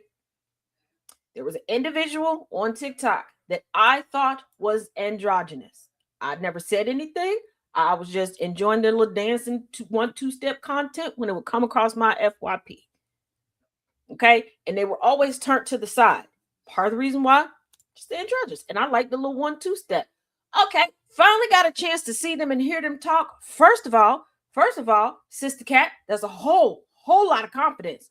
Whole lot of confidence when you sound like you were born smoking a carton of Camel cigarettes unfiltered. Okay? No menthol. Okay? Not even powdered menthol. All right? And you got one of the crispiest, thickest beards I've never seen. And I like a lady with a beard. Okay. I wish I could find the 2 bearded ladies that I used to follow on my original account because them shits, they had the good beards. It was they had the little glitter in there. The one used to put like little barrettes and stuff in it. Beautiful. Do the makeup, wonderful. But your beard is long but not connecting. It is confusing. When I got to see your full face, I don't understand how the dots didn't get connected because you got enough hair that they should be automatically connecting the dots. How some of your hair follicles show up to work and some of them call out sick and some of them just no call, no show. And you got the nerve to go out here and say that Jasmine Croquette is ugly? Like I can't see. Girl, I got 300 pairs of glasses. I may not have the best vision, but I can vision enough to see that you should quiet on the creek. Okay? I'll tell you like this. Speaking of people who love to hate, now, Taz, you have seen, and other people who have been through my page, y'all have seen that I can either put on a tux or I can put on a gown. Yes. I had a stud come in my inbox, me, the dread empath, and say, you're not a real stud because you're wearing gowns and makeup and whatnot, and you need to pick a struggle. I said, honey, the only struggle I see is your face. First of all, do not come here unless I send for you. If you look like DMX in a dress, that's your problem. But I can do both. I can, I shall, I will continue.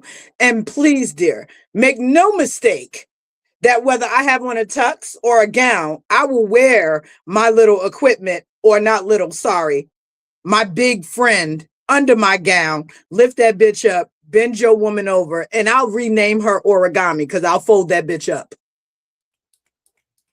I mean, I don't know. It's so weird. Like, and first of all, okay, I don't know if it's just me. I don't know. Maybe it is. It possibly is. Why are there every year? Why are there new rules to gayness? Okay, because I remember growing up. Okay, if you like the same sex, gay, boom, pow. How you displayed it or didn't display it, completely up to you. The rule was you like girls, you just tell people you like girls when you're ready. You like boys, you tell people you like boys when you're ready. You didn't have to have the wardrobe. Okay, if you want to wear nothing but pants and Doc Martens, do that. If you want to wear some dresses, do that. If you want to mix it up every other day, do that. Nobody cared. Nobody. Now all of a sudden, you got to have a dress code. The dress code got to be color coded for the days. You got to have certain haircuts and shit. I'm not keeping up with that. Okay, you Okay, have I barely keep up with my notebook. Taz, baby. Now, I might catch some hate for this, but it's all right. Sometimes, and I'm gonna hold your hand when I say this, sometimes our community does a little bit too much. Yeah, because They do a little bit too much. For instance, a trans woman, okay? For those of you who might be unfamiliar, a trans woman is a man that transitioned to a woman, meaning they were born with male genitalia and they transitioned to a woman. Trans woman goes into a fertility clinic and they tell her, I respect pronouns, I respect them. They tell her, we cannot help you. You do not have eggs. You do not have a uterus. You do not have fallopian tubes. We cannot help you. Said transgender woman wants to sue the fertility clinic for discrimination. Get out of the people's get. you know what? That it's just like what I came across, because I wake up at weird hours and just start scrolling stuff. You know the movie Glass, right? It's a real condition though, brittle bones. There's a couple. Both of them have this condition. They want to have a baby. This baby will be born with this condition. But of course, it's pretty obvious this woman cannot carry this child. She can't carry her own weight. She can't walk around without breaking her bones. She has to be in a chair. They're on TV upset because the doctor is trying his hardest to be respectful and explain why this can't happen. And the lady is like, well, I understand who I am and what I have, but why can't I do this? People, I really think, and I blame this on the courts that allowed for the McDonald's coffee suit to go through and the jury that awarded that wench, because now everybody just creates a reason to be able to sue as a get rid. And Hot Wheels down in Texas, blame him too, because I'm sorry, I know I learned from a very early age, if you see steam, hot, okay, anything that's steaming, you don't put in your lap or between your legs. Like y'all have seen my cups. Most of my cups have lids, especially my coffee cup has a lid. When you close it, it clamps, it locks down. There's nothing coming out of it, okay? Because I didn't want to burn myself. I don't even put that in. When we're going to church, my cup does not fit in the cup holder. I don't put it in my lap. I put my purse on top of my lap. I generally hold it and sit it on top of my purse. So if there is some spillage, yeah, I'll be upset that it's spilled on my purse, but better on my purse than in my lap. I don't play about my cooter biscuit, okay? I don't want crispity crackety cool. Like, and I blame that particular jury, because when that woman went to McDonald's in a car, got the hot coffee, instead of putting it in the cup holder, put it between her legs and started driving, and it spilled on her cootie cat. And she's like, I'm suing McDonald's. And they was like, we gonna help you sue McDonald's. That was the catalyst. That right there. Okay, Infernal. According to the story, they say that coffee was like scalding hot. However, this is pre-iced coffee days, okay? Iced latte days, iced mocha days, okay? You went and ordered a coffee. It's hot. That's like ordering a salad. It's got lettuce. You ordered meatloaf. It's got meat. Yeah, but hold on. In front of I love you, but let's take a look at this. Should she have won? Yes. Look deeper at the court details. Should it have been that much money? I did look at the court details and looking at the temperature that it was, meaning when she touched that cup, she knew how hot it was. I need y'all to understand premeditation. She chose to touch that cup instead of put it in the. It's not like, oh, it was in the cup holder and the cup holder didn't sustain, or she touched the cup and it was so hot it melted through the cup down onto her lap. She chose to put it there. I want y'all to think about it. If you hear, hey, Taz went and made a cup of coffee or went to Starbucks, Dunkin' Donuts, whatever, and got a cup of coffee, sat it in her lap. After she saw all the steam, felt it on the cup, and I burnt up my cooter biscuit, how sympathetic would you be to me? I need y'all to understand But Annabelle just said she had third-degree burns and needed multi-skin grafts. I'm not minimizing her injury.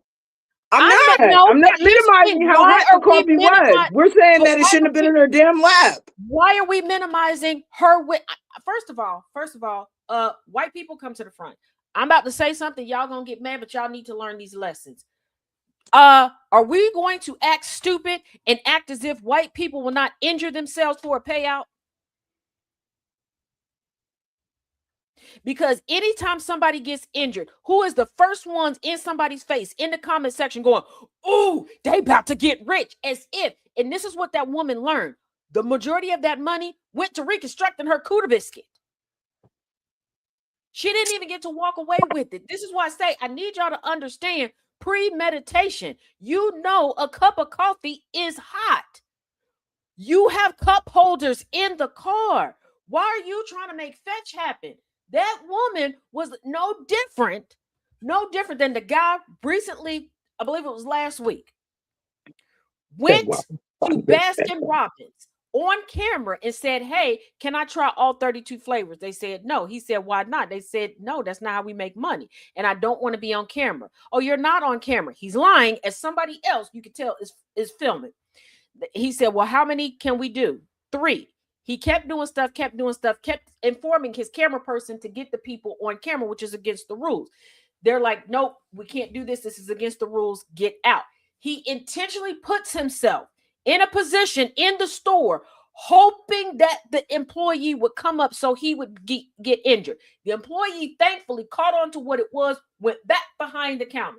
He goes outside. He tries to recreate it to try to make himself fall for a payout. Let's also not forget the young lady who lied and said that the crumble cookie employee hit her with the crumble cookie. Forgot to edit it out. Had her friend throw the damn crumble cookie at her, trying to get a payout. Hold on. Now, Tracina just brought this, and I forgot about this. The Wendy's chili finger lawsuit, 2005. Mm-hmm. Now, I want y'all to understand just how truly sick this is. This woman's husband obtained the severed fingertip from a coworker that had lost it in an industrial accident, paid $100 for the fingers, and planned it to put it in Wendy's chili to extort money from them. Let's also not forget the people who walk around and have admitted it now on social media with Ziploc bags full of hair and actual insects to put in food to get it for free. Let's not forget the people who will have put their children in harm's way just to get something for free, not even a payout. And this is why I said that particular case was the catalyst. It was the catalyst. I wish they would have treated that case like they treated the Larry Flynt case. And for those of y'all are not familiar with the Larry Flynt case that I'm talking about, Larry Flynt tried to sue over something he did, something that was his own fault. He put himself in that position. And sometimes we just got to tell people, no different than people like to laugh and joke about Richards and Karens. I want y'all to realize they're committing fraud. They're doing what they're doing for the sake of theft. These are people that will fall out on the floor.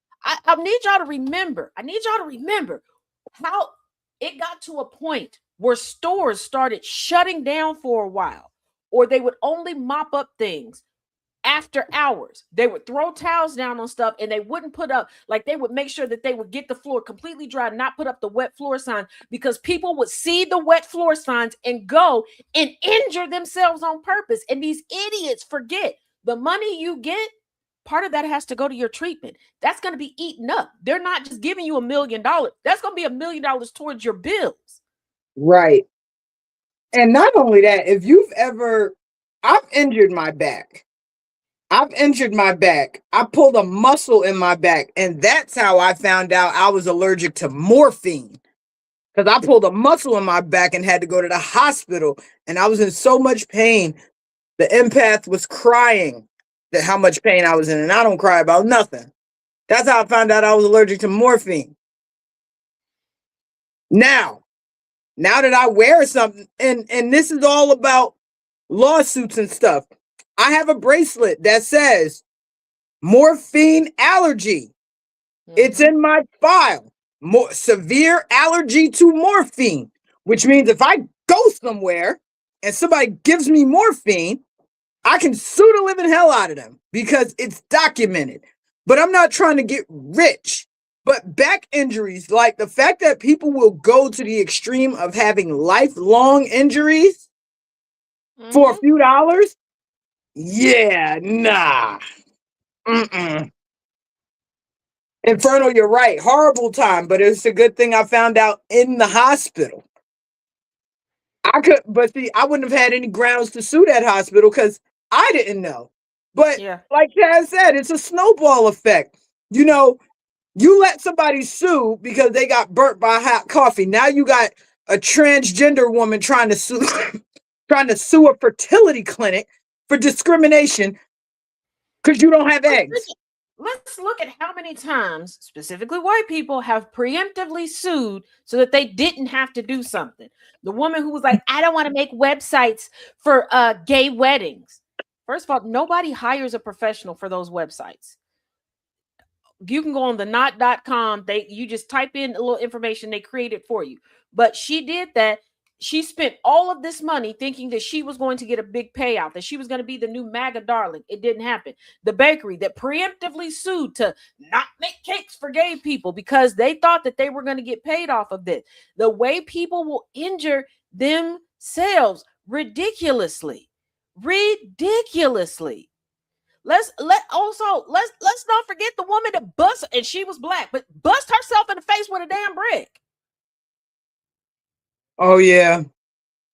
Like, let's not pretend like these things don't happen. And like I said, that was the slippery slope. Sometimes we got to tell people no.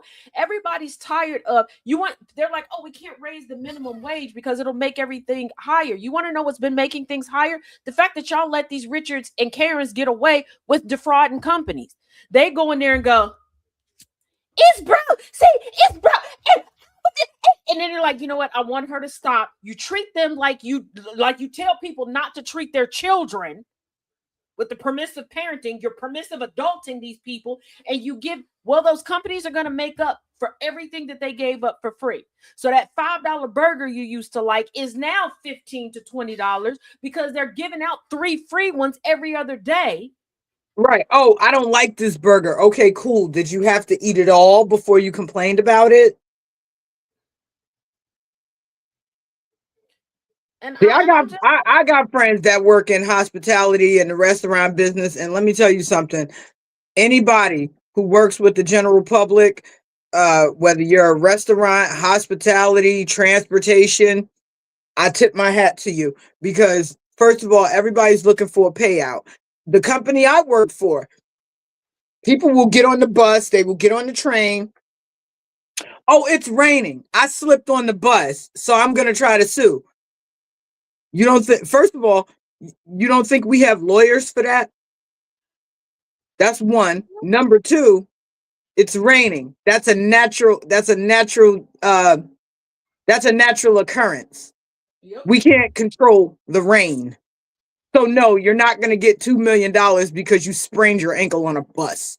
And what gets me is like, there have been times I have run the risk of not eating while out.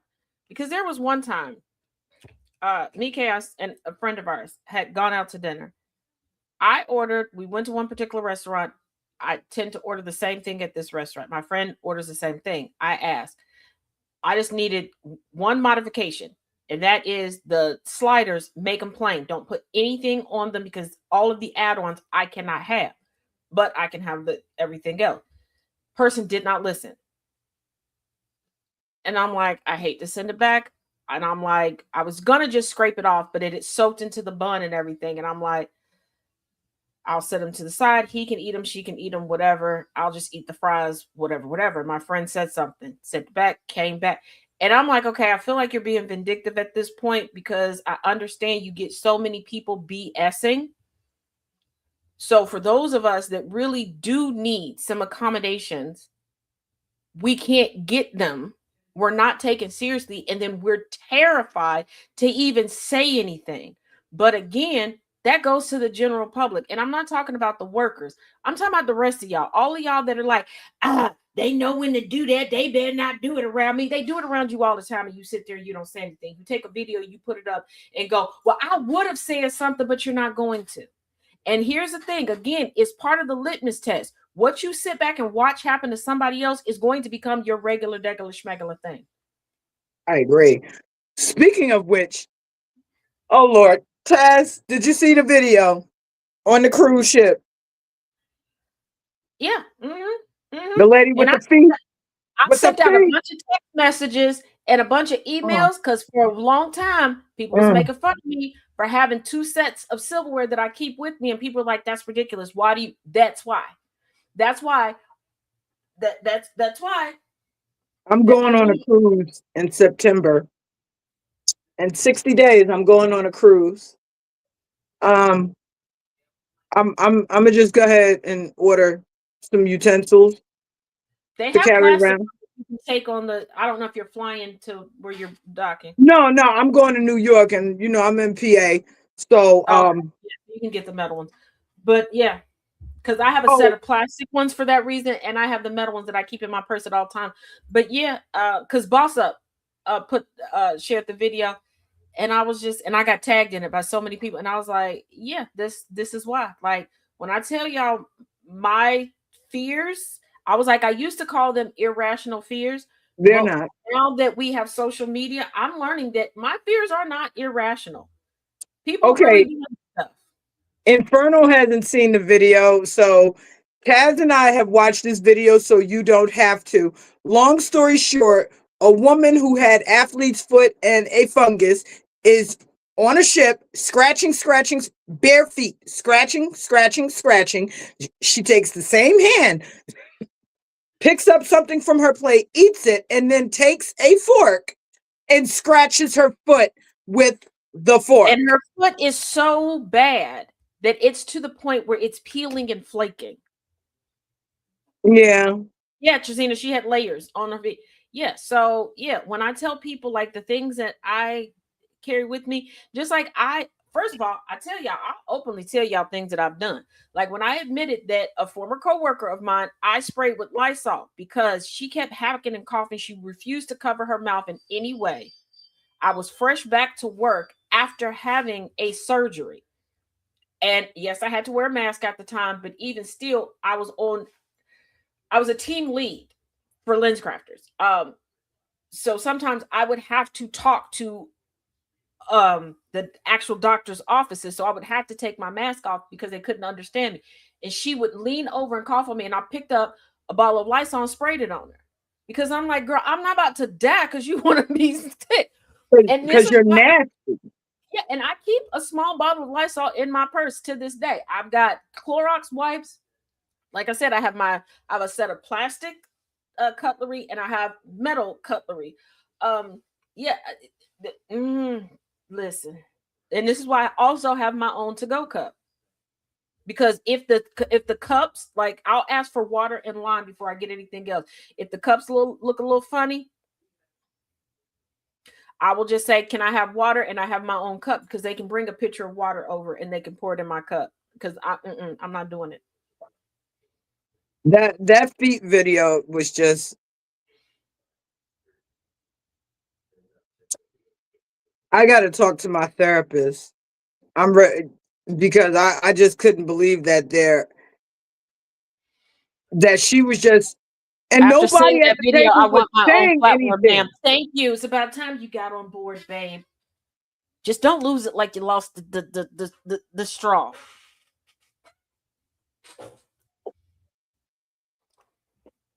Cause like And nobody said anything. Like, you're sitting there recording.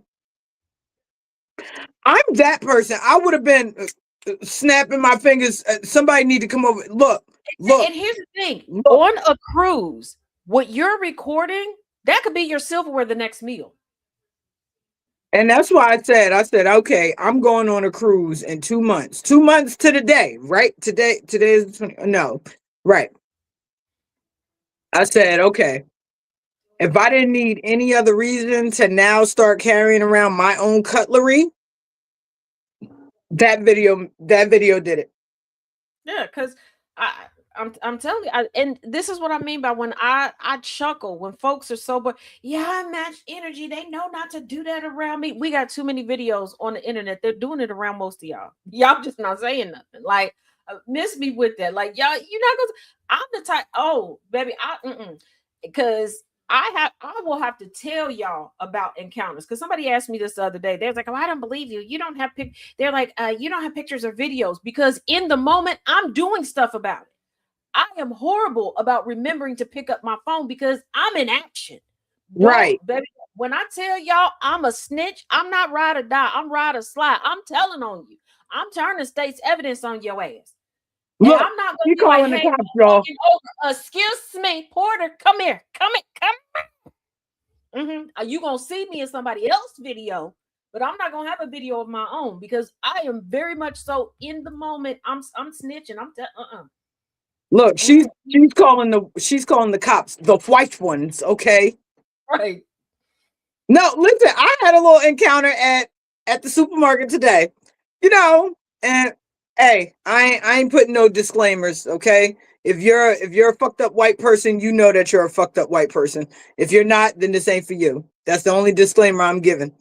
So I'm in ShopRite doing my thing, and I'm looking in the frozen food section like, what do I want? What do I want? And some old rickety ass white man is standing behind me, and I'm like, hmm. And I kept right on going because excuse me exists. It's two little words. He's still standing there very close to me. And I said, hi. He was like, you do see me standing here.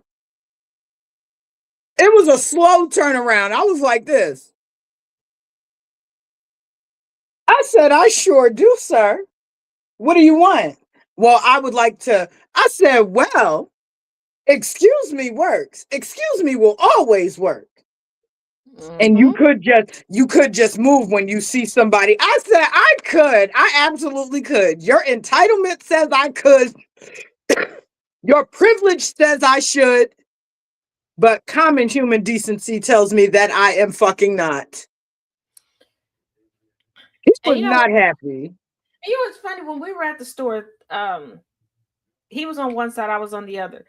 Um, and there was an older black woman in the aisle with me. I think she was on the phone.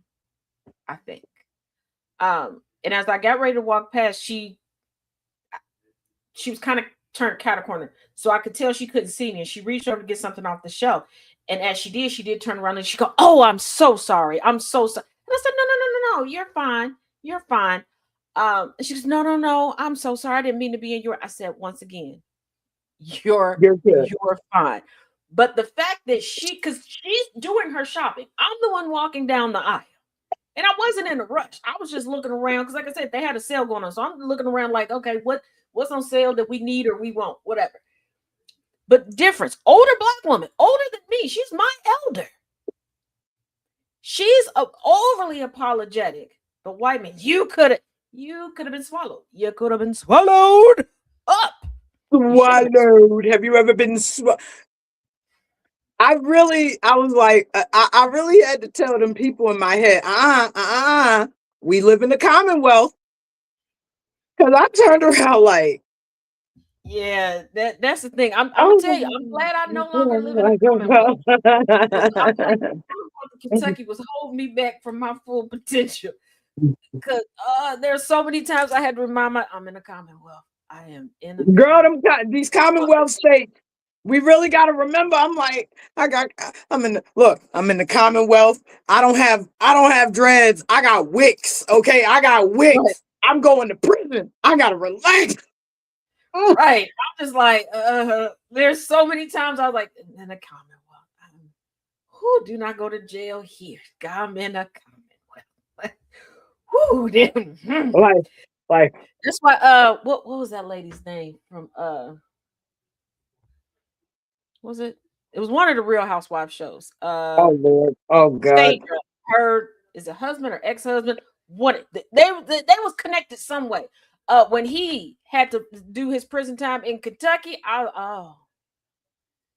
because I saw a press conference and he was like, "Yeah, I'll be all right. My wife will be visiting me." I was like, "Oh no, she won't. No, she won't. You in the Commonwealth? She ain't coming down here. She ain't coming down here. You ain't getting no visitors, bruh. They gonna keep losing your paperwork." Now, listen, I tell anybody that's coming from Jersey, I'm like, listen, this Pennsylvania, it's the Commonwealth. Don't do nothing. One, bail is not always guaranteed in the Commonwealth. They do what they want to do. So don't come up here doing what you want to do, because there Don't will be be screaming nothing I like, can "Oh, do. and don't and this you didn't Mirandize me." They don't care. They don't They- know they- Miranda. they- They do not Miranda, know Miranda. Miranda ain't coming in the room, and ain't nobody gonna care. The only Miranda they know is Priestley, and they barely know her. Okay, baby, listen, baby, listen. But and I will some of them never. cops, will be like, "Look, I'll let you go if you can fight me. Don't fall for it. Don't." I watched a full-grown man fall for it one night when I lived in Frankfurt, and I went to the little Mexican spot. I told y'all with the little deals. I He was fell sitting for that. outside patio. It was like six of us sitting there. And my one friend was like, "You see that? It's like two other tables, okay? And then like the gate and then the parking lot." He was right on the other side of the gate. What was going on before? Don't know, wasn't paying attention. My bad, y'all. But my friend tapped me and we saw it. They were going back and forth. And the cop was like, just like this. "If you fight me, not even if you win, if you fight me, I'll let you go." When I tell you, the whole patio came to a standstill, and then everybody's head started just shaking. No, don't fall for it. No, because we know. So if you connect anything, you going to jail. Yep. Dude was like, "All right, bet." Oh dear God. Oh, you dumbass. Oh, you dumbass. Oh, Now, did he rock the shit out of that cop's jaw? He did. He did. He did. Part of me wanted to cheer because ACAP, but I was like, I ain't going to jail with him. I don't even know who this man is. So I had to like quell my excitement. Okay, so I just started focusing on my nachos at that point in time. oh, what kind of nacho? Were these four? They were shrimp nachos. They were really good. Um, these four other cops, I don't know where they came from. It's like they just walked out of the darkness on like some True Blood stuff and arrested him. And we were like, "Yeah, we knew this was we ain't gonna never see you again." I'm pretty sure he's still up underneath somebody jail. Pretty sure he's still under somebody jail. Massachusetts too. Yep, then yep. Yeah, yeah. I was just like, you fell for that. Because But you know what? cops say Speaking of that that, in different places, but no, everybody would be like, "Nah, man, I'm cool. My bad, my bad. I'll get out of here." And usually the cops will just let him go when they're like, "My bad, my bad." he fell for that. But I was watching something. Speaking of law enforcement, I want to know how you feel about this. I follow quite a few predator pages here on YouTube and Instagram. Mhm. And them predator guys be fucking them guys up, Mhm. knocking the hell out of them. And it's always a few people in the comments. Now, as somebody with a degree in the criminology field, they are 100% right. You cannot just assault people. Correct. But the hood side of me that sides with the victims is like, clean their clock every time. Every time. Here's the I thing. didn't see nothing. Go ahead and rock them. My thing is, my only quib with those channels is please stop recording your assaults. Record going up to them. Record turning them over to authorities or whatever. Stop recording the assaults. That's my thing. Because that holds up in a court of law. And I get why they do it. I get why they get away with it. Yeah. I get why they get away with it, because what are you going to do as the predator? Are you going to call the police and say, these 4 guys just assaulted me, come here now? And then these 4 guys say, hey, he was on here trying to meet a 13-year-old boy or a 12-year-old girl. That's why we assaulted him. Okay, so now everybody's going to jail. And speaking of those predator pages, because I realized at the start of the day, has expired, I can give y'all a tip now.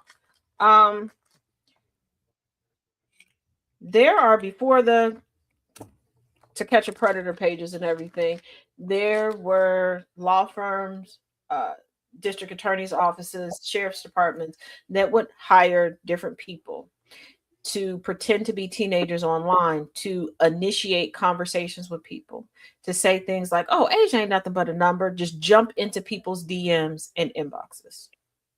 How do I know? Because I was asked to be one of those people. I didn't agree to do it because I didn't agree with the tactics. I don't believe that anybody should be engaging with a minor. All of the minor pursued me is not an excuse. I just didn't feel comfortable with entrapment. Because it's not like they're not giving you a list going, oh, we suspect this person. No, they're just telling you to randomly message people. That you could scroll, see somebody, and then in your fake account, go in and just start a conversation with them. I wasn't down with that, but yeah. Okay, so speaking of which, this story that has social media by the short hairs about this 13-year-old girl who snuck this young man into the house, and the mother shot the boy in the back of the head. Taz, when I say I'm seeing grown people call a 13-year-old girl a little bitch, a little whore, she's fast, she's grown, and I'm like, okay, I hate this case. I do. Because now it's coming out that this young man is maybe on the spectrum, autistic. He's not all there mentally. But here's the thing. There's a similar there actually, because people are also trying to vilify the mother. Then while he was shot in the back, he was trying to get away. Y'all didn't say anything about the white father that hunted down the person and killed them. Person that completely got away. He hunted them down. Nobody said that about the white daughter. Nobody. Nobody's also saying that the white daughter is fast, a whore, all these things, when the white mother forced the daughter in another case to give birth to the stepfather's child after the stepfather had been molesting her. I'm going to need y'all to stop. And I'm going to say something that some of y'all might get in your feelings. I don't give a damn. Those of y'all that are taking the stance of all parties in this are wrong, you are a pedophile protector. You just want to cover the fact that you're a pedophile protector in plain sight, because there is no all sides to sexual assault. Now, can we, and I'm not saying give him a pass. His teacher has come out and said that he's not there mentally, and she had to have a conversation with him about girls. Here's the thing. Why is the teacher having that conversation? And if that's the case, if that is the case, because we know people will come out and try to give excuses to the victimizer, should they lose their life? If he would have survived, I always have to ask, would people be saying this? Number one. Number two, if that were the case, how come the parents weren't looking for him at 1 o'clock in the morning? Because, Taz, in the African American community, we tend to look the other way when our children have mental illnesses or mental defects, and that's real. Here's the thing. There is a subset of the Black community that does that, and then there's that subset that's going to treat everybody the same, where he would have been better acclimated. Because there was a couple of comment sections I found out about where people had brought up just what I said. And there were people, Black people, who were admitting like, oh, I didn't know that I was disabled until I went off to college. Oh, I didn't know that I had this ailment until I lived on my own, because they were treated completely differently. And they believed that it helped them acclimate better to society. But if the teacher is having to have a conversation with him, why didn't the parents? And if you're going to criticize, not you, Dre, but if people are going to criticize the mother, why aren't they criticizing that boy's mother or that grown man's mother? And he couldn't have been that downtrodden to know to hide underneath the damn bed, to run. Because accounts that I've heard thus far, she didn't have the gun until he got out the house. So you knew what you were doing was wrong. Whether you understood the age gap or not, you knew that you weren't supposed to be there. Don't have your ass there. But did he, though? Here's the issue I have. Is that he's 20 years old, or he was. Carmelo got 35 years. He was just a child. Nolan was just a child. This 20-year-old, he's mentally disabled. But this 13-year-old girl gets no grace. She gets no grace. No one is they're like, I actually saw someone say, yeah, that little bitch is the reason why this young man is no longer living. And I'm like, time out. This is how we're talking about a 13-year-old girl? Mm-hmm. We're not going to talk about the fact that hypersexualism happens after trauma. Well, we don't know her story either, because apparently this wasn't the first time she snuck someone in there. Well, here's the thing. One, Black girls are raised. Unfortunately, far too often, Black boys are housed. And amen. I do edit this video on my TikTok page. Y'all can find it at TazJX on TikTok. And this young lady, she's talking to a gentleman, and all you see is the gentleman. So you can really get that it's sinking into him. When they say that girls mature faster than boys, we don't. It looks like we are because, once again, we're given responsibility and we're held accountable. Boys tend to be given excuses. But give your thoughts on that. I will be right back. I got to grab the door. I have said numerous times, same thing that Taz has echoed. Girls are coddled. Girls are raised. Boys are coddled. Had this, and you know what? Everyone has every excuse as to why this wasn't wrong. No one is saying that what the mother did was right. Well, there are a few people saying that what she did was right. Did she have to shoot him in the back of his head? Absolutely not. He was leaving. He was no longer a threat. Can I understand that she was probably frustrated with him or whomever who this young lady had been snuck into the house? But society as a whole, they are vilifying this young lady. She's 13 years old. I want everybody in here to remember what you were like at 13. Remember think about the shenanigans that your parents didn't find out about. Any of my elder millennials that were born in the 80s, my Gen Xers, think about if there were smartphones when we were growing up. Well, not only that, here's the thing. As women, as femme presenting individuals, we're constantly told we can't lead, we can't do this, we're too emotional, we're not mature enough for this, we can't handle this, we don't have good problem solving skills. So, what makes you think that a 13-year-old girl is going to be able to navigate the world better than anybody else when you're saying that as grown women, we can't do this? Also, if it's a man's world and men are supposed to lead and women are supposed to take a back seat, where is this 13-year-old girl going to have enough wisdom and life experience to navigate all of these things? And we're going to act as if women, grown women, aren't manipulated every day. So if this 13-year-old girl, if girls all over the country are able to manipulate grown ass men so much and be in control of them, how come we're losing autonomy and rights? If the girls, the minors, can manipulate all these grown men, don't you think we women would be better at it and we would be in control of everything right about now? Absolutely. But see, I pay attention to what people defend and what people try and justify. And one thing I'm seeing is men talk about, well, these girls are built different. You can't tell a 13-year-old, excuse me? I'm sorry, what? Yes, you can. Yes, you can. Once upon a time, me and a young lady, and I really thought that she and I were gonna. I thought that we were starting a friendship, one of those we gonna rock it to the grave type friendships. Okay, we had a falling out, and a lot of people really don't know why we had a falling out as bad as we did, because they didn't catch on to the fact that she won't give you details.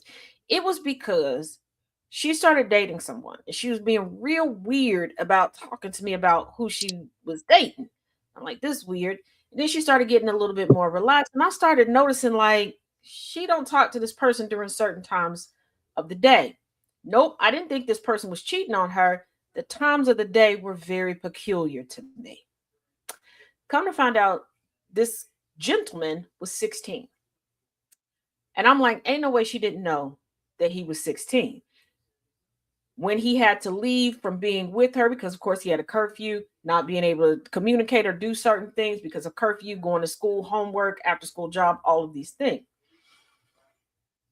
She had falling out because the mother knew something was going on and didn't know who it was. By accident, I stumbled across who the mother was. Legitimately, by accident, it was just a perfect storm. When I found out, I had diarrhea of the mouth. Every bit of information I had, I gave that mother. Not gonna deny it. If she sees this, if she hears this, yep, it was me. I never denied it. Nobody asked me. And I will do it again. I will do it again. No hesitation. But the amount of people who rightfully held her accountable, I was like, okay. Then fast forward a couple years. R. Kelly thing, first trial comes about. The blaming of the young girls. How can y'all keep saying that women aren't equipped for this, but y'all put all the accountability on females, on femme presenting individuals, on girls, on women, but never on men? You want us to let y'all lead you, but you have no growth because you've learned nothing, because accountability is our best teacher. Amen. And for those of y'all that always want to do, oh, there's wrong on all sides, go die. And I mean that. That's not GCPR saying that. That's not Dred saying it. That's me saying go die. Because I'm so sick and tired of y'all with this. You want to both sides everything because you don't want to come out and say, I support the creeps, because you think that it's the status quo. Instead of admitting that your daddy was wrong for what he did to you, instead of admitting your brother was wrong for what he did to you, your uncle, your cousin, the family friend across the street was wrong, you decide, oh, that's just what I have to endure as a woman. Some of y'all, and I'm going to say this, You look at yourself as being less than. You think that you're not as intelligent as you are, not as talented as you are. So you think that you had to sleep with that boss to keep that job. You don't see yourself as a victim. And you think that by seeing yourself as a victim, that you have to forever be a victim. No, if you get robbed today, 6 months from now, are you still a victim of robbery? No, it happened on that day. It does not mean it defines you forever. And it is okay to say, hey, this person victimized me, but I conquered, I survived, I'm still here. Y'all refuse to do that, which means that you put in your mind, this is a canon moment, this is a rite of passage, and you create further victims down the line. And some of y'all know that it's victimization, and you would rather somebody else go through it other than you, and you go out and recruit your proxies. Ooh. You can go from being a victim to being victorious. That's it. And let's say the quiet part out loud. These young boys are victims too. Because let's be real about something. Had this been a 13-year-old boy and a 20-year-old woman, oh, y'all have been praising the fact that he was in there with a that she was in there with a 13-year-old boy. It would have been his rite of passage. At least he's not gay. At least we know he likes women. Yep. And let's take it a step further. We have rape culture because y'all act like the path to masculinity is through sex. Y'all want an emotionally regulated, mature, responsible partner in life, but you don't raise them, you don't befriend them, you don't have them as siblings, you don't respect them. Y'all will sit here and get and go, oh, that's gay, that's blah blah blah. But I love me some blah blah blah. A character that's emotionally regulated, that helps out at the house, that does all of these things, but in real life you don't. And you all act as if the road to masculinity is through sex. So you have these boys thinking, if I don't have sex, I'm not a man. Blah, blah, blah, blah, blah, blah, blah, blah, blah. And all these other things put on here. And what kills me is the people who create these standards are the ones that handcuff themselves to the standards. Men, I'm looking at you. Again, I'm going to tell y'all this. I tell y'all this all the time. It's no different than me sitting in my own house going, I'm so uncomfortable because there's this rule that I got to have on 10-inch boots to be in the house. It's my house. I can change the rules. Men, you make the societal standards. You are killing yourself by these standards. You're killing society by these standards. Change them. Change them. None of y'all like it anyway. There are men and male presenting individuals that are asexual, that don't want to have sex. They don't want nobody to look at sexually. There are men that just want to have sex with men. There are men that just want to cuddle. There are men that want to have sex with women, but they don't want to have sex with women all that much. They're like, once or twice a year is good for me. But they feel like they can't say that because they feel like their masculinity is going to go away. Like, poof, it's gone. Just like y'all want so badly for femininity to be attached to having kids, but riddle me this, Batman. For those of y'all that say that a woman's only work is bearing children, what happens when your swimmers don't work? If you can't get your woman pregnant, is she less of a woman, or you less of a man, or both of y'all less human? Huh? What? I did a video on this about age and womb shaming when it comes to women trying to have children at 35 and 40. I just saw a video on TikTok about a guy saying, what do we need women for? Because all of these women are saying that they don't want to have children.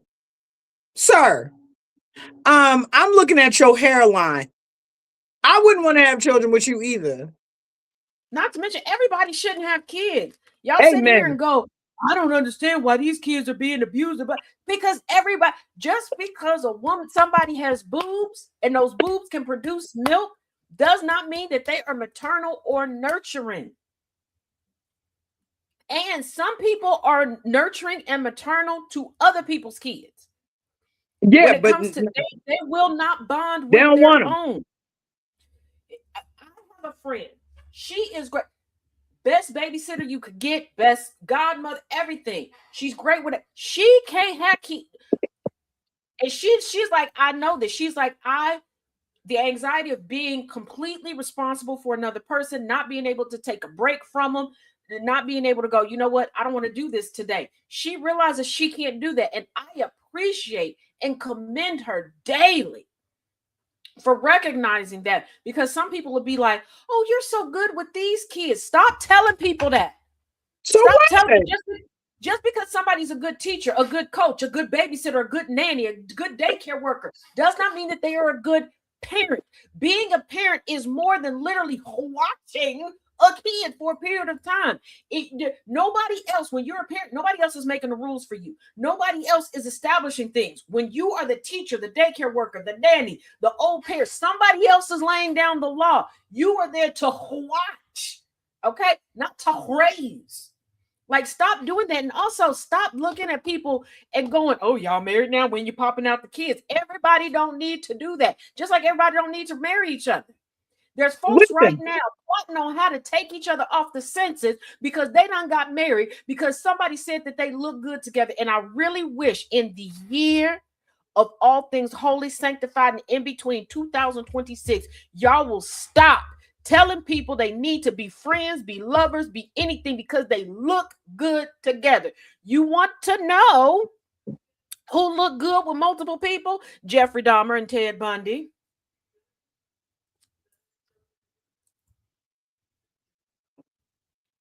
Manson look real good with all them wenches. Yeah, with all of wenches. I can't. No, and you know what? I've ran into numerous people that I work with, a couple guys that I'm like, oh, you don't have children. He's like, nope. When me and my wife met, we both decided we don't want children. I said, oh, she doesn't want children either. No, neither one of us want children. And you know what those guys did? They didn't tell her to go get her tubes tied. They went and got a vasectomy. They're like, nope, I'm not going to be the reason. And years later, I'm like, hey, y'all never, and I'm not even prying. I'm just like genuinely interested. Like, nobody changed their mind. He's like, no, I didn't change my mind. She didn't change her mind. We did not want children. We didn't have them. And here's the thing. I know That's we the always talk thing. about women trying to coerce men. I'm sorry, men always trying to coerce women when women are like, oh, I don't want kids. Women stop doing that too. And what do I mean? Because a lot of y'all will agree this man wants children. Oh, yeah, blah, blah, blah, because you're looking at what you think his earning potential is, or what you think he brings home, and what you think he's going to spend. And all of you goofy heifers get into situations where you got kids you don't want, you can't stand. The man did not lie to you. He didn't want a wife. He wanted an incubator and a nanny because he wanted them kids and he wanted to be the fun parent. And you mad because you stuck in the house. You're not going anywhere. He's not taking you on date night, and you're not spending it up with that income that he's bringing home. Right. That's his money. Remember that. Right. Stop doing it. If you don't want to be a parent, don't. Please don't. Just like if you don't want to be in a relationship, cool. Don't. Don't, because the person that you think that you're going to manipulate into that relationship, y'all going to be miserable. And let me explain something to you. Different people deal with misery differently. Yes, they do. And some people are like, you know what? I'm comfortable here. I don't want to move none of this stuff. And I don't want to wait for you to move out. I don't want to argue with you. They will bury you in the backyard and cry and pretend like you missing. Or they'll just cheat and make you miserable. Mm-hmm. And wait for you to go. I know someone, and I hate to admit this, we're still good friends to this day.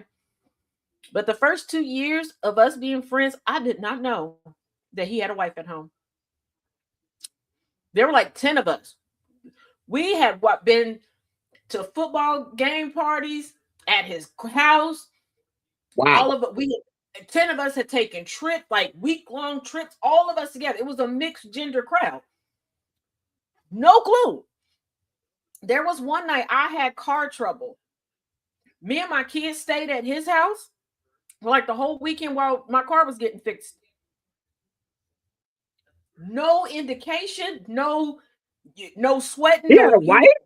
go home. He had older kids that, like, because he's older than me. His kids were at the house. They came because his daughters came and brought me some clothes and my daughter some clothes, and his one son brought some clothes for my sons. Like I said, we weren't anywhere near home. I had no clue. Then I went to an event that his brother was DJing at. And his brother's wife give me a hug, da da da da da. And I'm like, where my homeboy, blah blah blah blah blah. Over there with his wife. Yeah. And the rest of us, and I see the other people from the friend group, everybody, like people on the dance floor, like everybody looking at each other confused, like, you hit. And my one homegirl came over and was like, did you know such and such? What? I just found out. We had He seen had a him whole wife, like a whole person that he was married to. date other people. We thought he was single, and I'm married. Let me tell you something. It's possible to live a double life, and I'll leave it at that. I mean, when I found out, I asked myself, do y'all live in the same house? He said, yeah. Where's her stuff at? I'm trying to prep, but like I said, up and through the house. We done cooked together. We done had barbecues. The kids done been all up and through, done had sleepovers and stuff. So where was she? I'm intrigued. Where was she? What, you sent her away? Yo, I'm just like, what the? Well, yeah, evidently, she traveled a lot for work, and he would just schedule stuff when she was traveling. But I was like, there wasn't any pictures there, like not even like shoes or a sweat, nothing. he was hiding that shit in the basement or the attic. Like when I tell you, my mind was blown, and then come to find out, the wife had like I told you, 10-person friend group, mixed gender, right? Wife zeroed in on me, like you had to be the one he was cheating with. No, I wasn't. No, and everybody kept telling her, like, nope. Like to me, that was big bro. Like I took a step back because I was like, whoa, you could have at least told me, like, Like, damn, he ain't tell nobody. Rolled up on us, and I think she pinpointed me because I'm the smallest one out of this friend group. Because like the other women was some Amazons, and I was like, yeah, if she would have rolled up on us or anybody like that knew, I'm like, yeah, let's not do this. But yeah, She didn't want no smoke with them other ones. Yeah, but like I said, I was blown away because when I said like this friend group was tight, like full on. And when I say like cookouts at the house, like we all up in his kitchen cooking, we on the grill, like everything. I was like, what the? Like I said, when me and the kids stayed there for the weekend, wasn't no lady bath washer, nothing in the bathroom. That sounds like a snapped episode, honestly. Like, how? Okay, I live alone. Fine. Anybody come here? You don't know if I have women in here or not, because all you see is boy clothes, and it's me and my brother. So no one would ever know whether I was taken, single, married, divorced, nothing. And I work a lot, so you never would know. Like I said, and like somebody in the comments said, if you're a good liar and you have a demanding job, it's not hard to live a double life. It's really not. It's exhausting, but it ain't hard. Because a lot of people don't. You also have to find people who don't pay attention. And now more than ever, our attention spans are that small. I don't. And here's the thing: it's funny because when I was still doing the going back and forth, there was somebody who said to me like, "Oh, aren't you worried about blah blah blah blah blah?" No. If he's gonna go through all of that, first of all, go through the house and move all my stuff. To go through all of that to come up with a lie for me, to go through it, okay, then he get the consequences he gonna get. And they're like, and what about you? I don't know how much energy y'all think I have. Okay, number one. Number two, I am the queen of dry snitching on myself. Okay, because I feel like if you're gonna be my friend, we gonna be in a relationship. I don't care if it's a romantic relationship, familial, platonic, whatever it is. I want you to know what you're getting. So I'm gonna tell you who I am and what I'm about. So if I'm gonna do something, I'm gonna tell you, even if it ain't on purpose. I've been on my own show and accidentally dry snitched on. So no, like no. Plus, I don't think y'all understand how much I don't like the general public. Mm. I'll be honest, I'm a Cancer. This show holds a lot of secrets. I mm-mm, I mm-mm. I hold a lot of secrets about myself and about other people. It's just the thing. Like I'm a vault when it comes to secrets. Now, me, I don't have the energy. I just, whoosh, mm-mm. Even if it's juicy, I'll hold on to it like, Yeah, you and I raggedy also bitch. had But okay. somebody. I wonder if she blocked my new account. But I did have somebody who was like, you know what? We can have a little thing on the side, just me and you. I said, oh, send me a picture. I'll ask him if he cool with it. Oh, Like what? Oh, I have a girlfriend. Just some parameters. Oh, she was mad. I was like, oh, you like the sneak around aspect. Girl, I don't. My leg barely work. I'm not sneaking around nowhere. Um, he Absolutely. said my leg barely worked. Like, could you No, imagine my leg goes out while doing something nefarious? And I got to call him and explain to him why I'm where I'm not supposed to be and why I can't get up. I'm not doing that. I'll be honest with you. Sneaking around is fun. I'm not going to lie. But because I deal totally with women, y'all are just exhausting. Y'all are. Y'all are. Yeah, well, Y'all are exhausting because you could tell a woman, this is what it is. I got this one over here. I'm not leaving her. I'm going to treat you well. I'm going to treat you like number one. It still will never be enough. It still will never be enough. plus women are very, very, very competitive. They're I'm laughing because I always think it's funny when someone is so bad at trying to outsmart me. And I don't want y'all to take it as if I believe that nobody can outsmart me. Absolutely not. I find it funny when somebody is just so bad at it. And I just sit back like, okay, we're gonna see it through.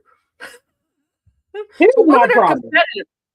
Women will want to try to prove that they're better than another woman by going after their partner, their spouse, or whatever. And But see, here's the thing. Here's the thing.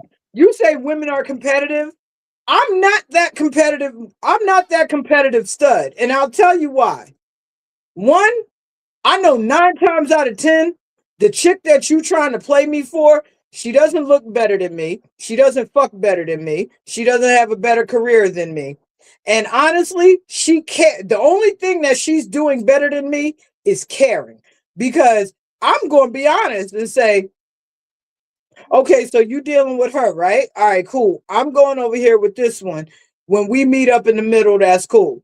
And a lot of women can't deal with that. They want you to chase, yeah, and I'm like, yeah, I'm and not that's doing why that. you You're and I you're are not friends going. because we're You're not not competitive. going to make me jealous.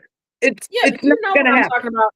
There are women who are very competitive. They feel like their lot in life is to prove that they got over on another woman. Like, oh, they chose me over you. And you see it all the time. You see it all the time, especially True. on social media. Like, there was one woman who literally, and I'm like, please take this series of videos down, Sister Cat. She was on there talking about, yeah, my baby daddy bought me this ring, blah, blah, blah. His wife think he better than me, but I'm the only one that has his kids and he still messes with me, but that is his wife. That is his He wife. comes over. He He does drops that off tomorrow. She get boneless it, not children. you. Yeah, he drops off boneless children in your throat. He bought you a ring, a cute ring, but she has the security, the paperwork, everything else. And for those people that are like, oh, it's just a piece of paper, it doesn't mean it. That piece of paper will save your life in certain situations. Amen. Now you do need to make sure your paperwork is in order. Don't be like Malcolm Jamal Warner's wife. And if y'all, and I mean this, I'm gonna get real serious real quick because I know a lot of people are debating this, but Malcolm Jamal Warner's wife is suing the estate, aka his mother, but that's on her. They had a prenup. She did not enforce him putting things in order and following through with the prenup before he passed away. So now she's left with all his debt, and she don't have the money to pay this debt. Okay. But if there was another woman in the midst, like, y'all got to stop. And I've told Thomas this, and I'm gonna tell y'all again. A lot of y'all men think that you're doing something and you're Rico Suave, and some women, because all these women are throwing it at you, it's not because they really want to have sex with you. They're in competition with your woman, and they think that they're hurting that woman by having sex with you, whether that woman knows or not, and whether she cares or not. Because let's be real, there's some women that do not care. They do not care if you screw a different woman every hour on the hour. They don't care. I'll be completely honest with you, Taz. You know that I am married and you know what my wife's condition is, right? Mm-hmm. I will be 100%. Before my wife fell ill, my wife knew who she married. And she said it like this. She said, listen, I know how I met you. I know how I got you. Here's what your responsibility is. You come home, you pay these bills, you take care of your family. Whatever you do out there in the street, don't let it hit my front door. And she put that shit on Facebook, bro. I married an Aries, by the way. And she let it be known. She said, I know who I married. And y'all better remember who Mrs. Dread is. She said, I am the number 1, the number 2, the number 3, and the number 4. Because I got the marriage certificate. So whatever it is y'all think y'all going to do with her, enjoy yourselves. That's part of the reason I married her, because she good at what she do. But remember, she going to come home, she going to pay these bills, and she going to spend time with her family. Yeah, I'm like, some people, I'm like, some of these people, I was like, you don't know what somebody's situation is. I know someone who folks thought that their marital situation was weird, but it was an asexual person who loved their spouse down. They just had no desire for sex. Right. They were like, hey, just don't embarrass me and this, that, and the other. Cool. Yeah. Me, I cheating isn't a deal breaker for me. It never has been. My thing is this: you don't have to. I'll tell you, my biggest problem with cheating is if you are demanding that I be faithful to you, but you're telling me you want me to be faithful to you, but you out here doing you, and I'm like, yo, I could have had a little thing on the side as well, and we could have just came back and had whatever it is that we had. Why'd you have to go and do that? You know, I'm poly. I love multiple people. I can love multiple people because I come from a polygamous home. My dad and my mom were married in polygamy. That's how I have so many siblings. So I'm like, I do know that it's possible to love this woman. You love her for who she is, who she's not, how she carries herself, and you love this woman. And these two women, if either one of them were to walk away from you, you're just gonna be sitting there looking like a sad ass puppy because you love both of them. So that's why for me, I'm like, listen, whatever you're gonna do, let's sit down and talk about it. And as long as the person you're seeing don't come up here like, so this is who you are. Hey man, go somewhere and have a Coke and a smile. Go learn how to make a fucking quilt or something. This ain't that. Treat her well, be good to her, and and keep it safe. That's it. My That's it. yeah, and just like I get I get a kick out of people. One, nobody is dead. I wish people would stop with this. Once you get married, you're not supposed to see other people walking around. There are still attractive people out there. Okay, Absolutely. right. I have no problem tapping him like, hey, she a baddie. Like, I need y'all to stop acting as if being in a relationship, getting married, or whatever means that you turn into Ray Charles. I'm not gonna say Stevie Wonder because I still believe he can see. No Stop disrespect, it. Mr. Steve, but Why everybody saying he could see? Stop. first of all, I believe that he could see just a little bit. He might be legally blind. When I heard him describe how he could tell the race of different women, and I know people are thinking, oh, obviously running his fingers through their hair. No, no. Mm-mm. Somebody he used to touch their face because he can, right? So yeah, absolutely not. But hey, General Gabbett. This Shit. concludes yet another wonderful ouch. Ooh. Wisdom Wednesday. Thank you, my good sis, for stopping through. Do not forget, keep your eyes and ears on the lookout for House of Dread. No And Dread, perfect people allowed. yeah. And Dread is gonna hit all of the topics as always. So Dread took a little time off and came through. Came through. So, as always, thank you. And for those listening in over the radio airways at GCPR.live or through our Android or iOS apps, and those watching and listening from all over social media sphere, thank you. And as always, each one teach one, each one reach one. I will check in with you all tomorrow. We're going to have a bit of Dragon Tales tomorrow for Think About It Thursdays. That's it. From the sound of coffee, yes, Mr. Dragon himself, Mr. Why Wednesday Confessional extraordinaire, okay? Mr. Turkey Dragon son himself is going to stop by. We're going to talk a little bit more about his infamous field trip. Why? Because we were talking about it. I'm intrigued. I got questions. I'm going to tell y'all about it anyway. So I might as well have the OG here to answer any and all of y'all questions. So we're going to do that. And do not forget to tune in for Fun News Friday. Who knows? Maybe Dread will pop in and join us again on Friday as we play Taz Roulette. Okay. I'm going to find something funny in the news. I mean, you can always find something going on in Florida, somebody getting something stuck up their butts or, something like that. Yeah, it goes down. But thank you, my sister from another mister. I'm gonna hop off of here because I do have to pop into class because I missed last week. Bye. Till next time. Turn the dial up, let the static fade away. We're building up the future, tracking every single day. Start the morning right, let the rhythm start to breathe. With the sound of coffee pouring, giving just what you need. From the sunrise spark to the late night glow, there's a space for your story and a steady undertow. When the sun goes down and the shadows start to lean, we close it all out with conversations with Jonathan. This is GCPR Radio, loud and clear, where every single voice matters, far and near. Yeah, we lock it in, connect the track, GCPR, got your back, download the app on your phone today. iOS or Android, we're a click away.